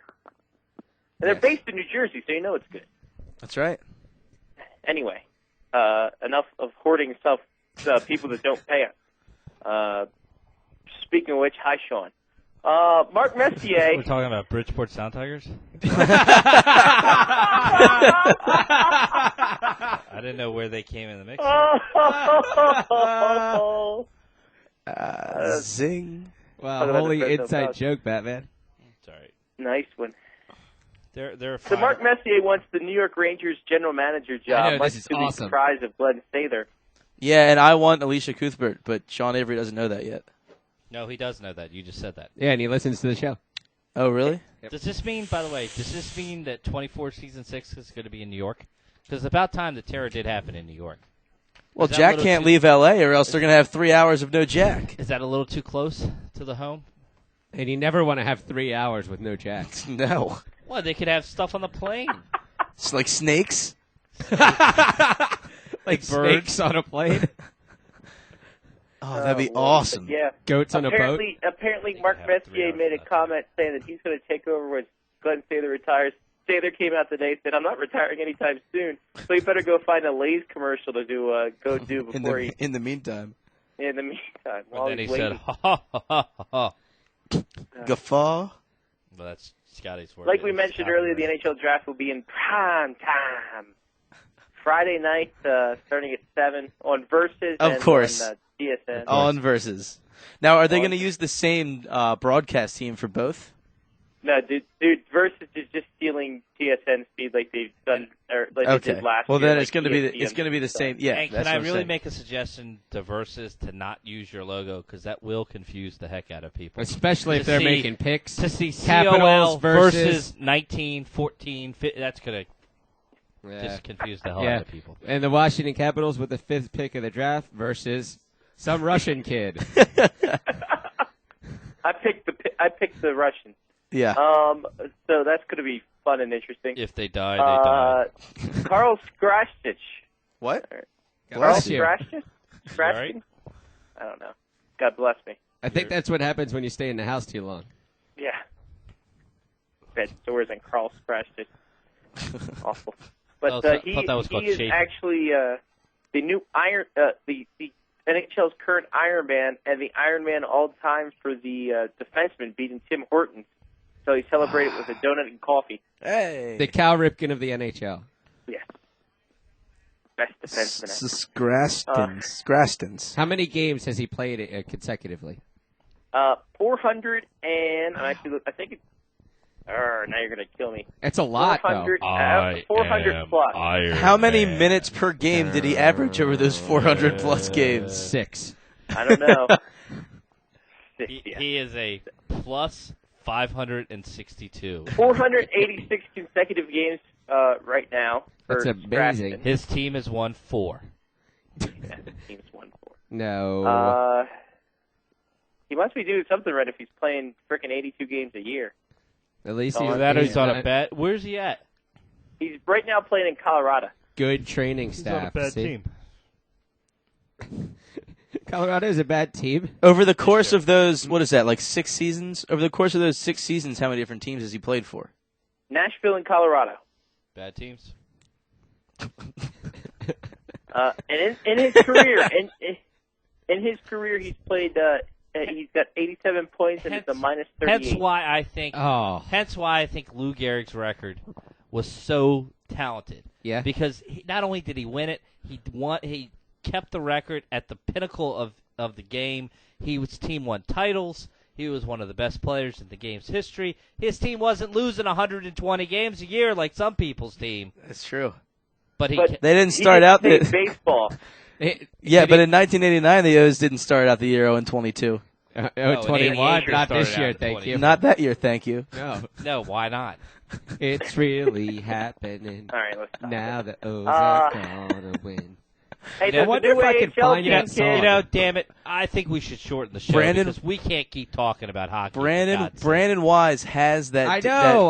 I just want to find the song and put it in our playlist. We watched it in the studio 4 years ago. Yeah, well, I still have it. It's probably still in the studio. I just need to get the actual VHS so we can make a decent DVD out of it. I have a VHS recorder. Yeah, but the VHS I have is like a copy of a copy of a copy. Kids. There's a new AHL team, the Lake Erie Monsters. Erie Monsters. Erie Monsters. They will be playing in the Quicken Loans Arena. The second. What? That would be the second Monsters in the AHL. Yeah. What else is the there? AHL is starting to become the CFL. Yes. The Colorado Avalanche will be the primary affiliate for the Monsters, and if you're scoring at home, that's 30 NHL teams, 28 AHL teams, and 25 ECHL teams. For the cameras as at home, far as we know right now. There's 2 Admirals, now 2 Monsters. What else is there 2 of? Don't keep doing that, though, because you're flicking, there is. You're flicking off the people. The Lowell Lock Monsters. They don't play anymore, you douchebag. They got rid of the Lock Monsters? It's the Lowell Devils right now, and the Albany River Rats are the Colorado Avalanche or the Carolina Hurricanes. How do they just get rid of the Lock Monsters? That's ridiculous. Because the Devils bought the Lock Monsters and changed the name to the Devils. That's just stupid. That's retarded. There are no Devils in Lowell. The CFL wouldn't let that happen. Everyone knows. There's any Lock Monsters in everyone Lowell knows. Everyone knows that Loch Lowell has plenty of monsters in it. And the CFL would never let the Rough Riders change their name. Ever. Either team. What kind of crap is this league? Don't let that stuff happen. Oh, Lord. Anyway. Yes, Loch Lowell. I said it. Loch Lowell. What the hell? Lock and Lowell? What the hell? Lock and Lowell. Well, how could Lowell have lock monsters without a lock? Scotty, answer me that. He's got a very good point. And what is a lock anyway? Is that just like another word for a lake? It's not even spelled the same way as the Loch Ness Monster in Scotland. It was spelled L-O-C-K. So you could just throw a master lock on the goddamn monster and you got a lock monster. Sweet. The lockdown monster. It really was L-O-C-K monster? Yeah, it was L-O-C-K monster. What does that even mean? I don't know. They went to be spiffy. They realized they didn't have any locks, L-O-C-H. So they spelled it L-O-C-K, and they thought they were cool. As screwed up as the Every Coast League is, and we've definitely made comments about that, the AHL, coming from the fact they have a team that you spell the name Nebraska backwards, is one of their teams. Exarban? Yeah, Exarban. I mean, they really got some issues there. Mm-hmm. No, it's called lack of creativity. It's not issues. It's called a horrible league. It's not the league's fault. It's the marketing division of the teams. The league can't mandate a team to have a certain name. Yes, they can. You know the CBA, the NHL CBA. I was reading this. I thought you were talking about the Basketball Association. I was reading this at work the other day because I was extremely busy. If you're listening, every quarter Dave. you win, you get a point. They actually consider the Canadian Hockey League, all the CHL, the umbrella, to be major juniors, but the AHL officially to be minor leagues. I don't know what the distinction between that is. Paying the players. Is that all it is? Paying the players. If you read the quote unquote preamble or the table of contents You've read the preamble? for the CBA, it distinguishes the players Canadian, of the CHL. NHL. That's right. 4 score in 7 years. That's not the. What does it say, Mark? Okay. It actually says that everything under the umbrella of CHL is the Canadian Hockey League is major juniors, and the AHL is officially minor league. What about the That's East Coast correct. League? But no ECHL, WHL. Because one is amateur or technically semi-pro, and one is pro. Right, that's what I just said. I said that. What Sean just said. But where's the East Coast? The East Sean Coast was right. Yeah, but which one's ranked higher? I don't get it. The AHL is the highest. Here we go. Here's the minor league hierarchy as I see it. AHL, ECHL, CHL, UHL. UHL, CHL, SPHL, then minor junior. No, you can't put SPHL? You can't put the UHL ahead of the CHL. And where's the Kumja? The CHL is the Kumja's part of CHL major is the Central juniors. Hockey League. I'm not talking about major juniors. Right, the CHL is better than the UHL. The Not CHL really. doesn't have teams fold on them. The UHL has scandal and folding and people not paying their players. No, they pay their because players. that makes the UHL sexier. No. It does. It's a Because you have WWF of minor it's, league it's hockey. a goddamn Sopranos episode without having to turn on the HBO. I don't even know who's in the UHL anymore. to be Well, honest. Weird Al Yankovic? No, that's I'll tell you who's not. It's the Danbury Trashers. They're not in the UHL anymore. They're in the PHL. The California PHL. Yes. Neither is the Columbus Stars, who Johnny picked and they folded up. Exactly. That's what I'm saying. Oh, God. McSorley spent some time in the PHL, didn't he? Martin McSorley? All right, I just want to make a comment because I went right to the UHL to find out what teams are in it and what do they have right on the front page. The UHL Battle of the Bands. How can that league be ahead Taken seriously? Yeah, seriously. Exactly. My exact point. And they consider They didn't have a guaranteed fight night. They consider themselves the elite professional AA hockey league. Therefore, they're lying right there because they're not a AA. They're at least a single A. They're not AA. What, the Eccles, the only AA hockey league? That's the premier AA hockey league. That's what they promote on their website. Well, that's because they don't have the battle to freaking name that tune on UHL really doesn't have any affiliation with anybody, and odds are they're going to be absorbed by the Central Hockey League and create one Super Hockey League. The CUHL. The Cole. The Suckle? The Suckle. Listen to this. 6 UHL bands will host local bands at an upcoming game to compete for a trip to New York and an opportunity to play for music executives. What does that have to do with hockey? I don't know, but Sean Seriously. P. Diddy Combs has a part in it, though, I think. Seriously, is there really no offense, Hey, Mark? Yeah. And we got to get the band back together. That's right. Kalamazoo and Port Huron and Elmira and Dogstone Drive will be appearing in Elmira on Saturday. 3D will make their appearance in Columbus. everybody gets laid at the Quad City DJ. They'll be opening for us. Actually, yeah, did we ever determine where Quad City actually was? It's in Missouri. Illinois. Is it Illinois? I thought it was Missouri. It's right over the border. I believe it is. From in Columbus. What border? Apparently, Whoa. it's got 4 cities around it. Doesn't it go, oh no, Indiana's in between Illinois and Ohio, isn't it? Oh, my God. Yeah. Watch every game of the UHL for $100. That's not bad. It's less than $1 a game. Is it over the internet, obviously? Sean? Sean's dumbfounded. Yes, it's over the internet. I don't know why anybody. I'm sorry. I don't know why you would pay $100. It's like You don't have to pay $100 to watch the Faceoff Hockey Show on Google. No, it's That's free. right. Google Video, free. Or it's only 50. Or Ubatuba, we like to call it. YouTube. All right, mush mouth. Let's go to the UHL store. By the way, that freaking God, that's the worst mascot. It gets worse and worse every year. What mascot? The flags. Look at this. Look at this. Seriously. Look at this. What type of mascot do they really How bad have? is that? It's a flag. No, it ain't. It's two flags. Dueling flags. One with a leaf on it. It looks like a marijuana leaf, to be honest, and one with an eagle on it. Wonder if they're affiliated with Toronto Marlies. Here you go. See? How bad's that? You can't even Isn't see that that bad? from there. Yeah, terrible. You can't see, you little homo. Hey. You're the one talking about flags. But I love you. It's okay. Go to a break. When we come back, The Hound Dogs. Fantasy God, this hockey. league sucks. Some big news concerning our girl Laura. When you're in a slump, go see the Ice Hogs. And Why are they slump busters? Slump Busters, Ice Hogs. I'm sure, like everybody else, Sean has had many an ice hog to be a slump buster. No. I stay away from the Ice Hogs. I just like the regular dirt ones. So we'll be back with fantasy hockey. If we're cleared to come back, we'll be back. Gotta like the Hounds. If decency laws allow us, but when we come back, we'll talk about fantasy hockey. cool. Maybe get to some It's a pretty cool thing. segment. Who knows? Stay tuned nice. after this. I like Faceoff that. Hockey Show, faceoffhockeyshow.com. Stay with us.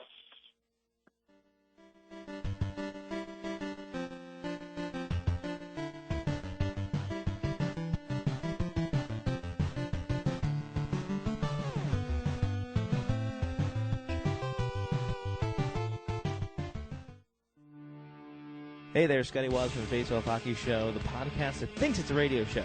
Or is it the other way around?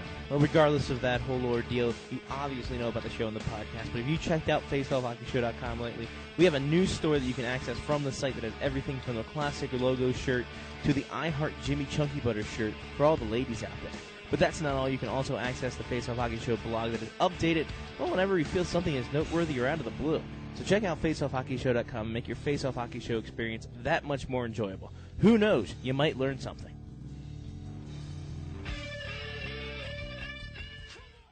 Do you want all the information on hockey from last night but don't have the time to do so? Worry no more with PlayoffBeer.com. At PlayoffBeer.com, Captain Bosch takes you through the headlines making news for the day, the scores for the night before, the game of the night, and much, much more. If you thought a site like this is too good to be true, wish no more. It's all at PlayoffBeer.com. Hockey tested, Chuck Norris approved.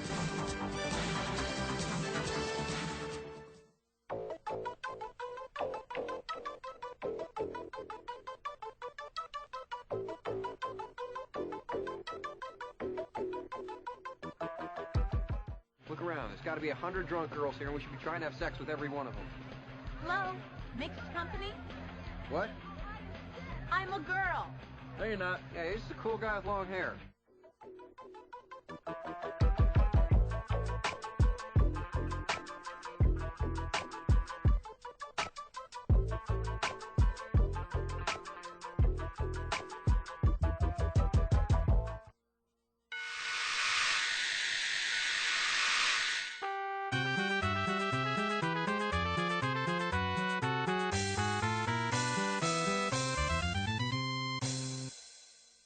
Hey everyone, it's Jimmy Chunky Butter, and that means it's time now for the hit of hot.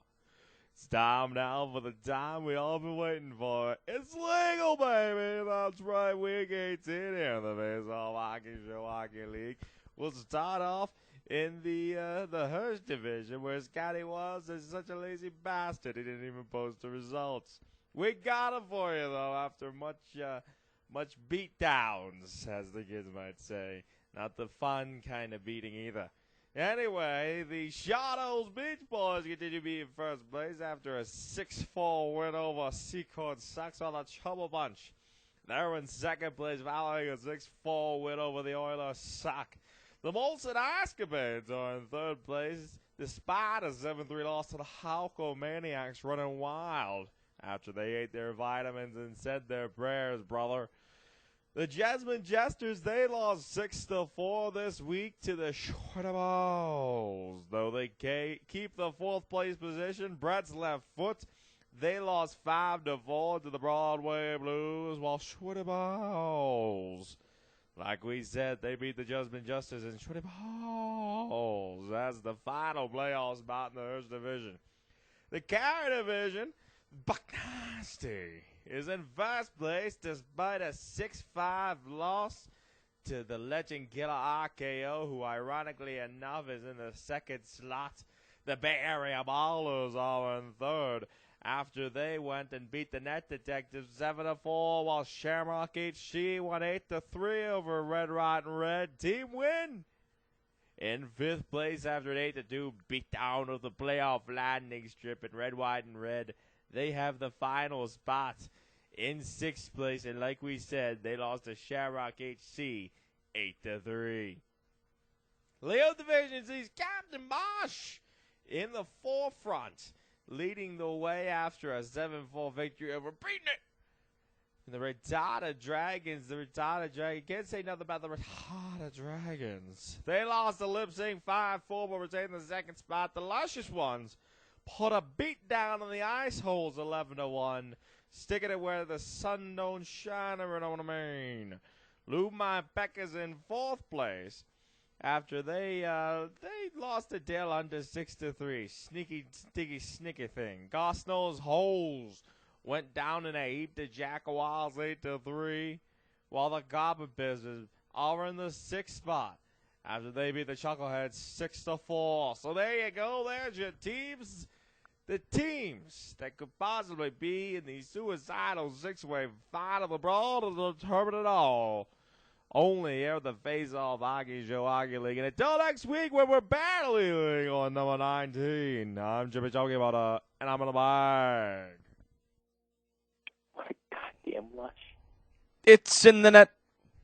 It's in the net. Are you guys getting the USA-Mexico soccer game up there, Scotty?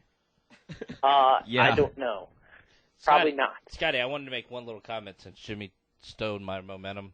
Did you know in the flag logo, it actually has the in there? And Mark made a great point. It looks like they took out 6 to add the in there.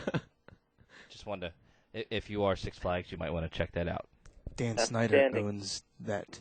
Dan Snyder, contact Port Huron, wherever that is. Well, interestingly enough, Mark, we mentioned 3D. 3D? Jimmy Chunky Butter getting back in the booth. Yeah. For what? Coming up here in the next few months. We all know his first CD. Double D. Not so good. What was his first CD called? Yeah, what it was called Hitting It Where the Sun Don't Shine. It was called Double D. No, but what was his hit single off that CD? Oh, Baby's Got Chunk. Yes. Okay. How could I forget? Actually, it was great. It played great in Liechtenstein, but outside of that, not so much. Wow. The William Hung version though made it much bigger. You mean the Richard Sportwood version? Oh yeah. Sorry. But he's getting back in the Sportwood booth. Hung. Sorry. He actually bought a program to program his own beats, like electronic beats and instruments and stuff. So he's actually going all out. Hey, what Andy from England? What was Andy from England's team? Do you remember? Which one was his team? Andy from England? That's my crack. No, I'm not talking. I'm talking about the actual, he had a hockey team that he went to all the time. Oh, and that was the team that Theo used to be on, right? The Belfast Giants? Was that the Coors Belfast Giants? I think so. They're called the Coors Belfast Giants. Well, it's because it's in England. So? Teams are sponsored out there. Coors is in Denver. And Belfast is in Ireland. So? Actually, it's in the UK. It's according to this. Well, whatever. No, I'm serious. It's according to this. It's in the UK. Well, maybe whatever. Theo played for the Belfast Giants. That's really the only team that I know out there. Considered the UK. I'm not sure. Might have to talk to Andy on that one. Yeah. I'm not sure if that would be considered. I'm not into that whole thing. Call me ignorant. Andy I'm sorry. I was actually talking to Andy over the IM today. Ooh, I like the Phoenix. And, that's a bad logo. The Manchester Phoenix. He said that he wished that we had the video evidence of the episode where Laura was a little glug glug. Which one? Yeah. The one where she was belligerently glug glug. Like I said, which one? Which one? You're gonna have to be more specific, Andy. Good point. Okay. That's probably the one You're where talking about in the show, or are you talking about in Vancouver? No, the show. Andy's probably referring to the show that we had on the very last day of classes. The show she left. We have that. That's on the air. We had that one. It's on the video. That on video? Yeah, we have that one on video. Yeah, that was because that was 12/20. That was the last video that we did. I think. We definitely did. We definitely had that. We stopped doing video in January. I think that's the last show she's actually been to. Yeah, it might be. By the way, did you know the United States Hockey League also has a Rough Rider team? Really? Really? That's awesome. The Cedar Rapids. Yes. Cedar Rapids Rough Riders? But they do it right. There's no space in their Rough Rider. It's all one word. Did we ever determine what a Rough Rider was exactly? So, isn't it a cowboy? Like a wrangler? It's some type of cowboy folk. Oh, there's my boys. I got my new favorite team. Why don't we ever do the USHL, Scotty? That's what I'm talking about. I got a new team. We'll do that next week. How's that? Green Bay Gamblers. Oh, yeah. Figured as much. The Go Down Gamblers? The Big GB. I just want to show Glen Burnie? And they're actually sponsored by the Glen Burnie Gamblers. The Glen Burnie Gamblers. They might be owned by a casino. They're actually part of the Severna Park Hockey League. And honestly, they're I believe they're sponsored by Keno, actually. And the Pasadena Pirates. And they don't really gamble on much except for that Keno up in Glen Burnie. The Millersville Moose. I think we're going to use all our advertising budget on this team. The Arnold Fire Ants. The Greenhaven Hornets. The Herondale Heat. This is actually close to Laura's. They played right down the road from your house, didn't they, Scotty? This is right near Laura's. What's that? Right? They played at, what was that middle school right down the road from your house? Oh, it's Corcoran. Corcoran, yeah. We can go, roll the dice, watch the Gamblers in a suite for $350. Wow. Nice. Get 16 or 32 Hey, tickets. did anybody for get that. any trades this week while we wrap up the fantasy hockey segment? No. Has anybody got really Yeah, any trades this I season? I Because it actually got seems the like a same slow trade. year for trades. I got the same on Naslin. This has been well. It's because of the salary cap. The trade rumors in fantasy hockey has actually slowed down. Mm-hmm. And that any trade that Jackie gets, she's going to put on the show. So that's the other thing. People are afraid. Very afraid. Very afraid of our trading. By the way, just so you guys know, the Rough Riders refers to the 1st U.S. Volunteer Cavalry Regiment during the Spanish-American War. No, it doesn't.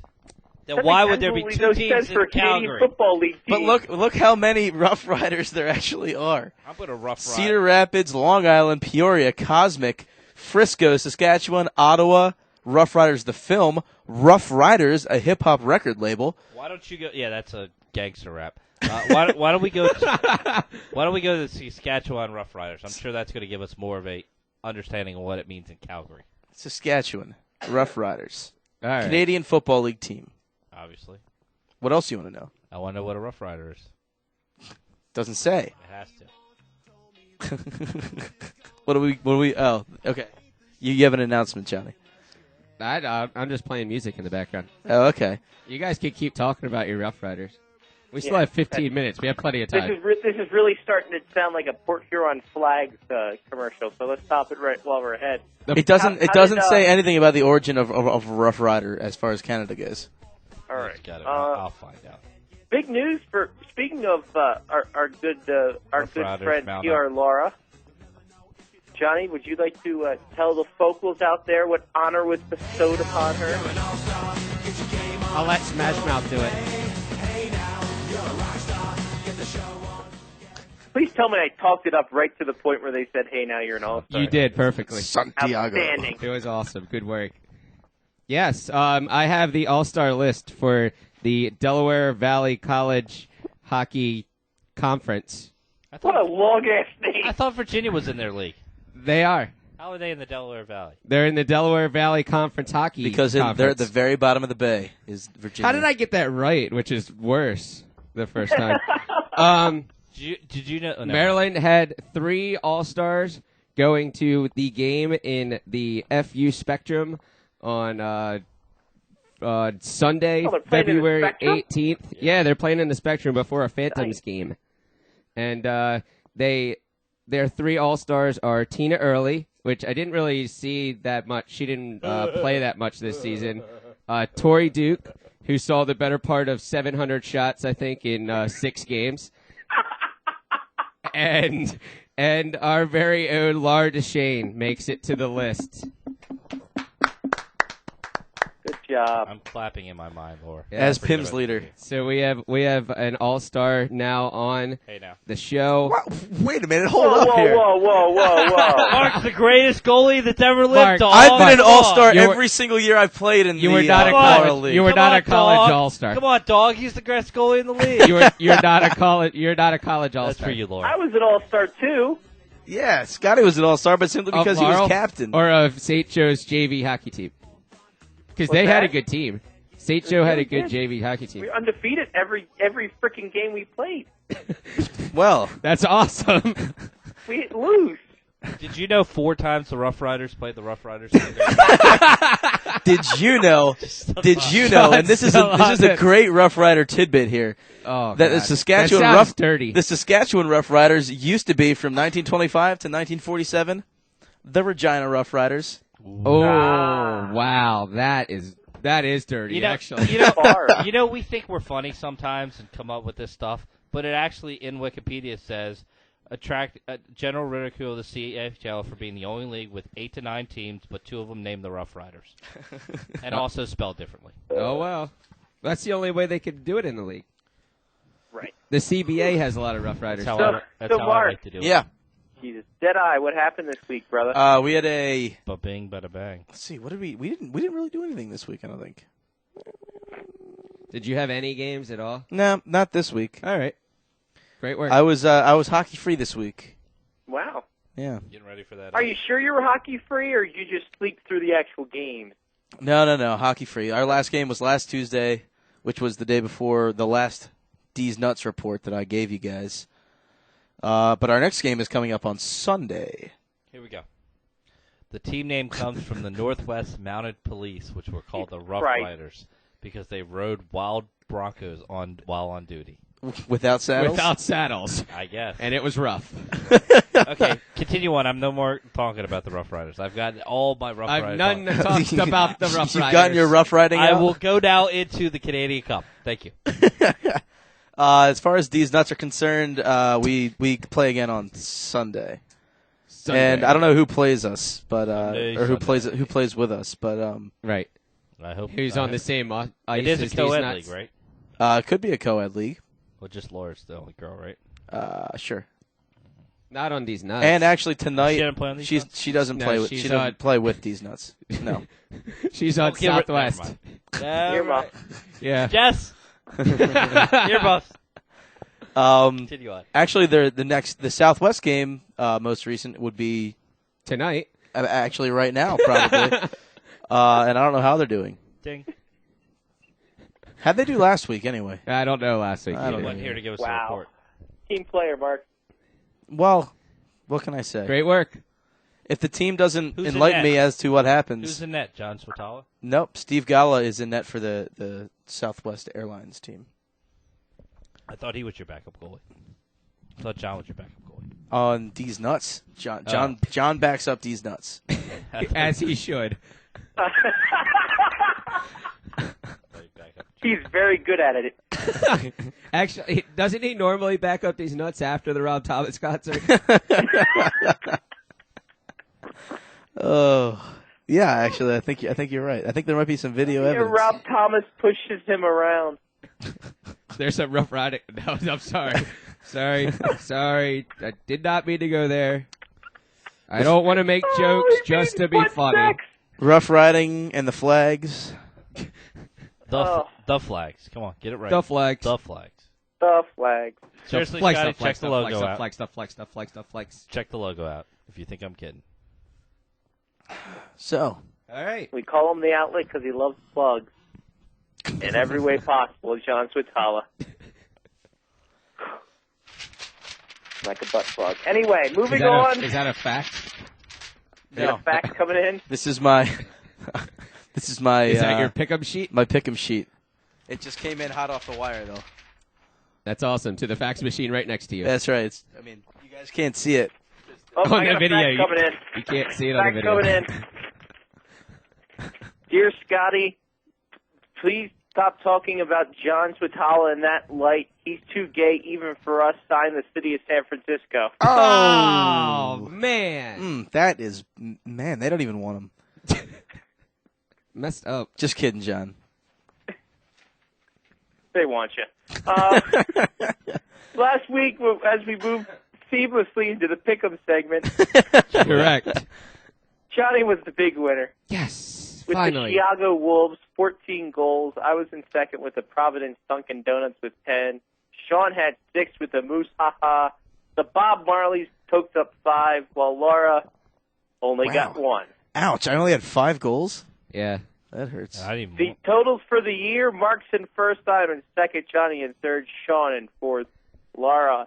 If Laura is doesn't now start showing up, she's not going to have a chance. 34 make you points happy. behind Sean. Hey, I'm making a Good luck. run, Sean. You're in last place now. Well, above Laura. I'm fine. This week, the ECHL. And as always, we pick the team with the least amount of games and the least amount of goals for the person who is not Nice. here. Oh no! Can we give her the it's wheeling? that's actually what I was thinking. I want to give her the wheeling Jerry Nailers. Instead. Somebody needs For to this pick the week, Jerry we'll Nailers. give lowest amount of points, and that is the Wheeling Jerry Nailers. Debit, credit, debit, credit. What a great joke. Hey, did you ever find that hard drive for Nailer, by the way? No. What? Weren't we supposed to download, we were supposed to give him Napster or something, weren't we? So we could illegally download music? That you know what? We actually need to do a show. Probably we From should do Jerry's it in house? Columbus. You know, he built that house with his own hands. He did. Yeah. We let people in on all these inside jokes and just have like a bullshit session for like 5 hours. Where we just tell Or stories. we put them on the glossary. Yeah, exactly. But then it We'll would just be. put the video clips on the glossary. But then it'd be taken down a week later. Right. Why? Because we moved to a new message board. Good point. But in order to get on the new message board, you'd have to sign in to tech support. That's right. Yeah. Sign into email tech support. Oh, If you have trouble registering, just sign in and email tech support. You have trouble signing in. Sign in and email tech support. All right, Mark. You're Well, up first. I'm pretty sure this is fairly obvious. I'm going to take the Alaska Aces. Yay. Aces, number one. Fly, fly away. That's right. Can I have the sheet? Thank you. How do the Aces have 5 games? I thought there were only 4. Because everybody has That's to go. stacking the deck. Everybody has to go to the Aces. All right, Aces. Sean. Aces Double wild. yourself down, sir. Smoking Aces. I am going to choose Uh-huh. the Texas Cats. Thundercats? Texas Wildcat. Exactly. Isn't it the Wildcatters? It is. Wildcatters, yeah. But that doesn't make any sense. The Mad Hatters. It doesn't make any sense. That's, again, why I hate leagues of minor. Well, I hate actually, minor it league does sports. because Wildcatter is a name. It's a person that for goes around those and gets who drill Wildcats? in Yes. Texas. It's the what Goldie Hawn was. She was a Wildcatter. No. No, she's a Kruger. She's no a cougar and not a Kruger. Okay. She doesn't slice her victims to while they're I sleeping. don't know. You Well, don't know that for sure. That's a good point. You're a dirty, filthy liar if you say you do. You and do. should have said earmuffs, you bastard. You know what? There's a team with 4, but I'm not comfortable picking them. Oh. So what I'm going to do, I'm going to hope for the best and pick the Augusta Lynx because, Ooh. yeah, Because we're a website. yeah, Good choice. and because it's got, No, it this- doesn't have an S at the end. This is Lynx is in the old Atari system that didn't go anywhere. Right. LILYNX. Lynx. Links. All right, Johnny, All right. you round us out. I'm going to have to stick with the team that did me so well last time. Whoa. I mean, scored goals. The entire team? I am going to... No, not the Flags. Were you after John Spatala? The Gwinnett American Gladiators. I'm picking them again. Gotta like Turbo and Nitro They're a good team. They score a lot. and Blazer and Taser Blazer and Taser? Yes. and Laser. And Michelle. And Zach. Storm. All right. So. Yay. So we move on to, shout-outs, and we start, as always, with Johnny. Shout-outs, I guess, this weekend is Maryland's last DVCHC hockey game. PTQ. Please tell me they're playing IUPUI. If they were, that would be irony. Irony? You haven't even been drinking tonight. I know, I should be. That's I probably think why that's he's the slurring his problem. speech. No, they are. Who are they playing this weekend? I don't even remember who they're playing. Oh, they're playing. They're playing UPenn this weekend. Their last game. They have a game on Sunday apparently, and then the All-Star game next weekend. You're going to the game Probably Sunday, ends right? the season. Yes, You'll be there. I'll be there on Sunday at the game. Congratulations. At Wells Carport. And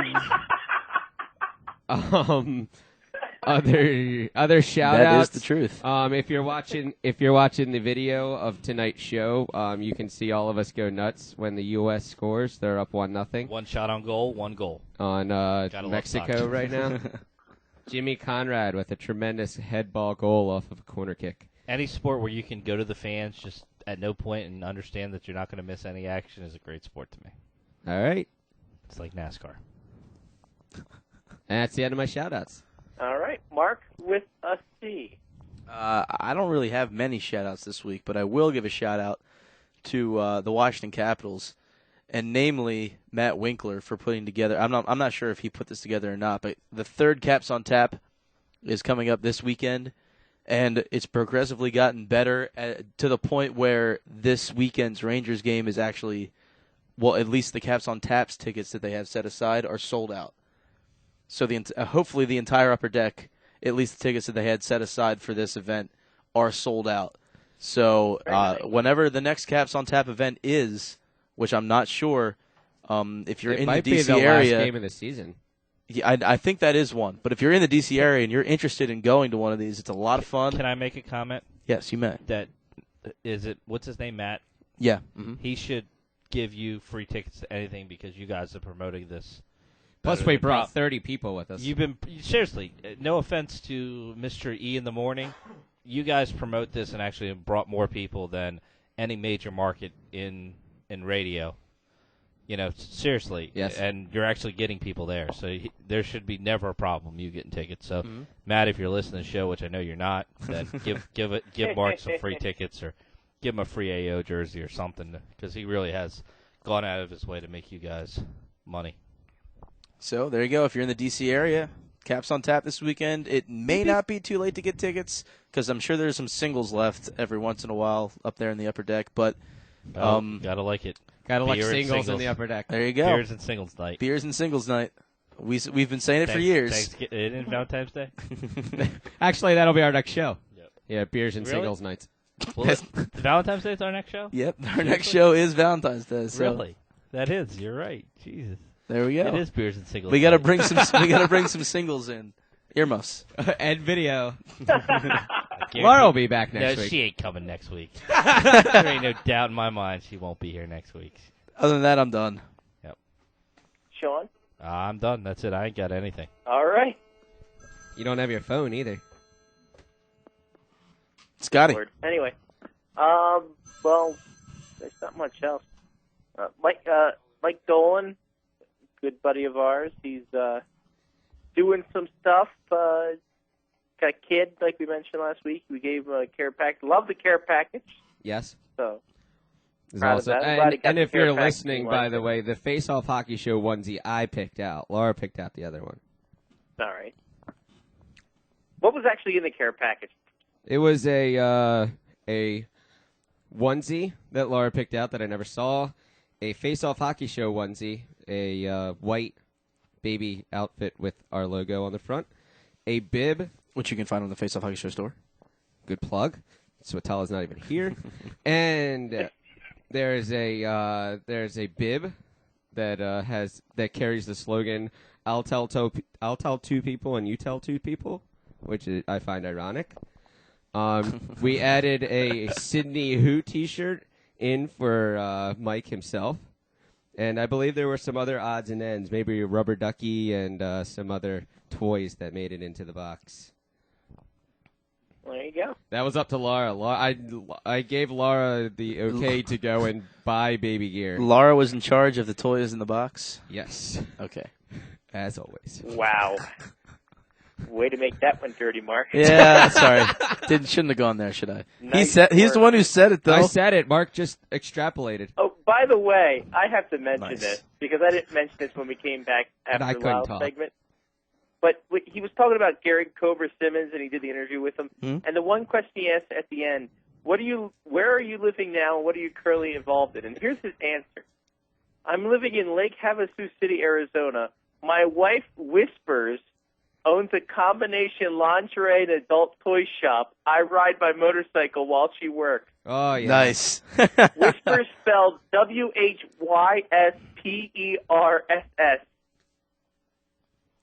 And you're not even sure if it's true or not. Well played. I'm sure she wears clear heels. Well played. Well played. Oh, Lord. All we need to find is the A&W. Oh, yeah, we got the strippers. I'm telling you. All right, but until next week, strippers and root beer. Keep checking out the fun message board for all the people who listen, who actually read the blogs that I put up there. First off, God bless you. Second off, we're going to try to make an RSS feed ASAP. I wish my phone was smart too. Yeah, my phone's dumb. You know the funny part is RSS we'll do that, stands for real and, simple syndication. It's not too simple though. Yeah, obviously because we got to figure it out. We have to figure out what the hell it stands for first. I just told you what it stood for. No, I wasn't listening. Real simple syndication. Delaware Valley But until College next Hockey week, Cup. keep checking up with the website for all the updates of what's going to happen for the next week's show. But until next week, for Johnny P. Mark with a T and Sean O. I'm Scotty Waz. Take care of yourself and someone else. It's been Faceoff Hockey Show, faceoffhockeyshow.com. Until next week, peace. Your brain gets smart, but your head gets dumb.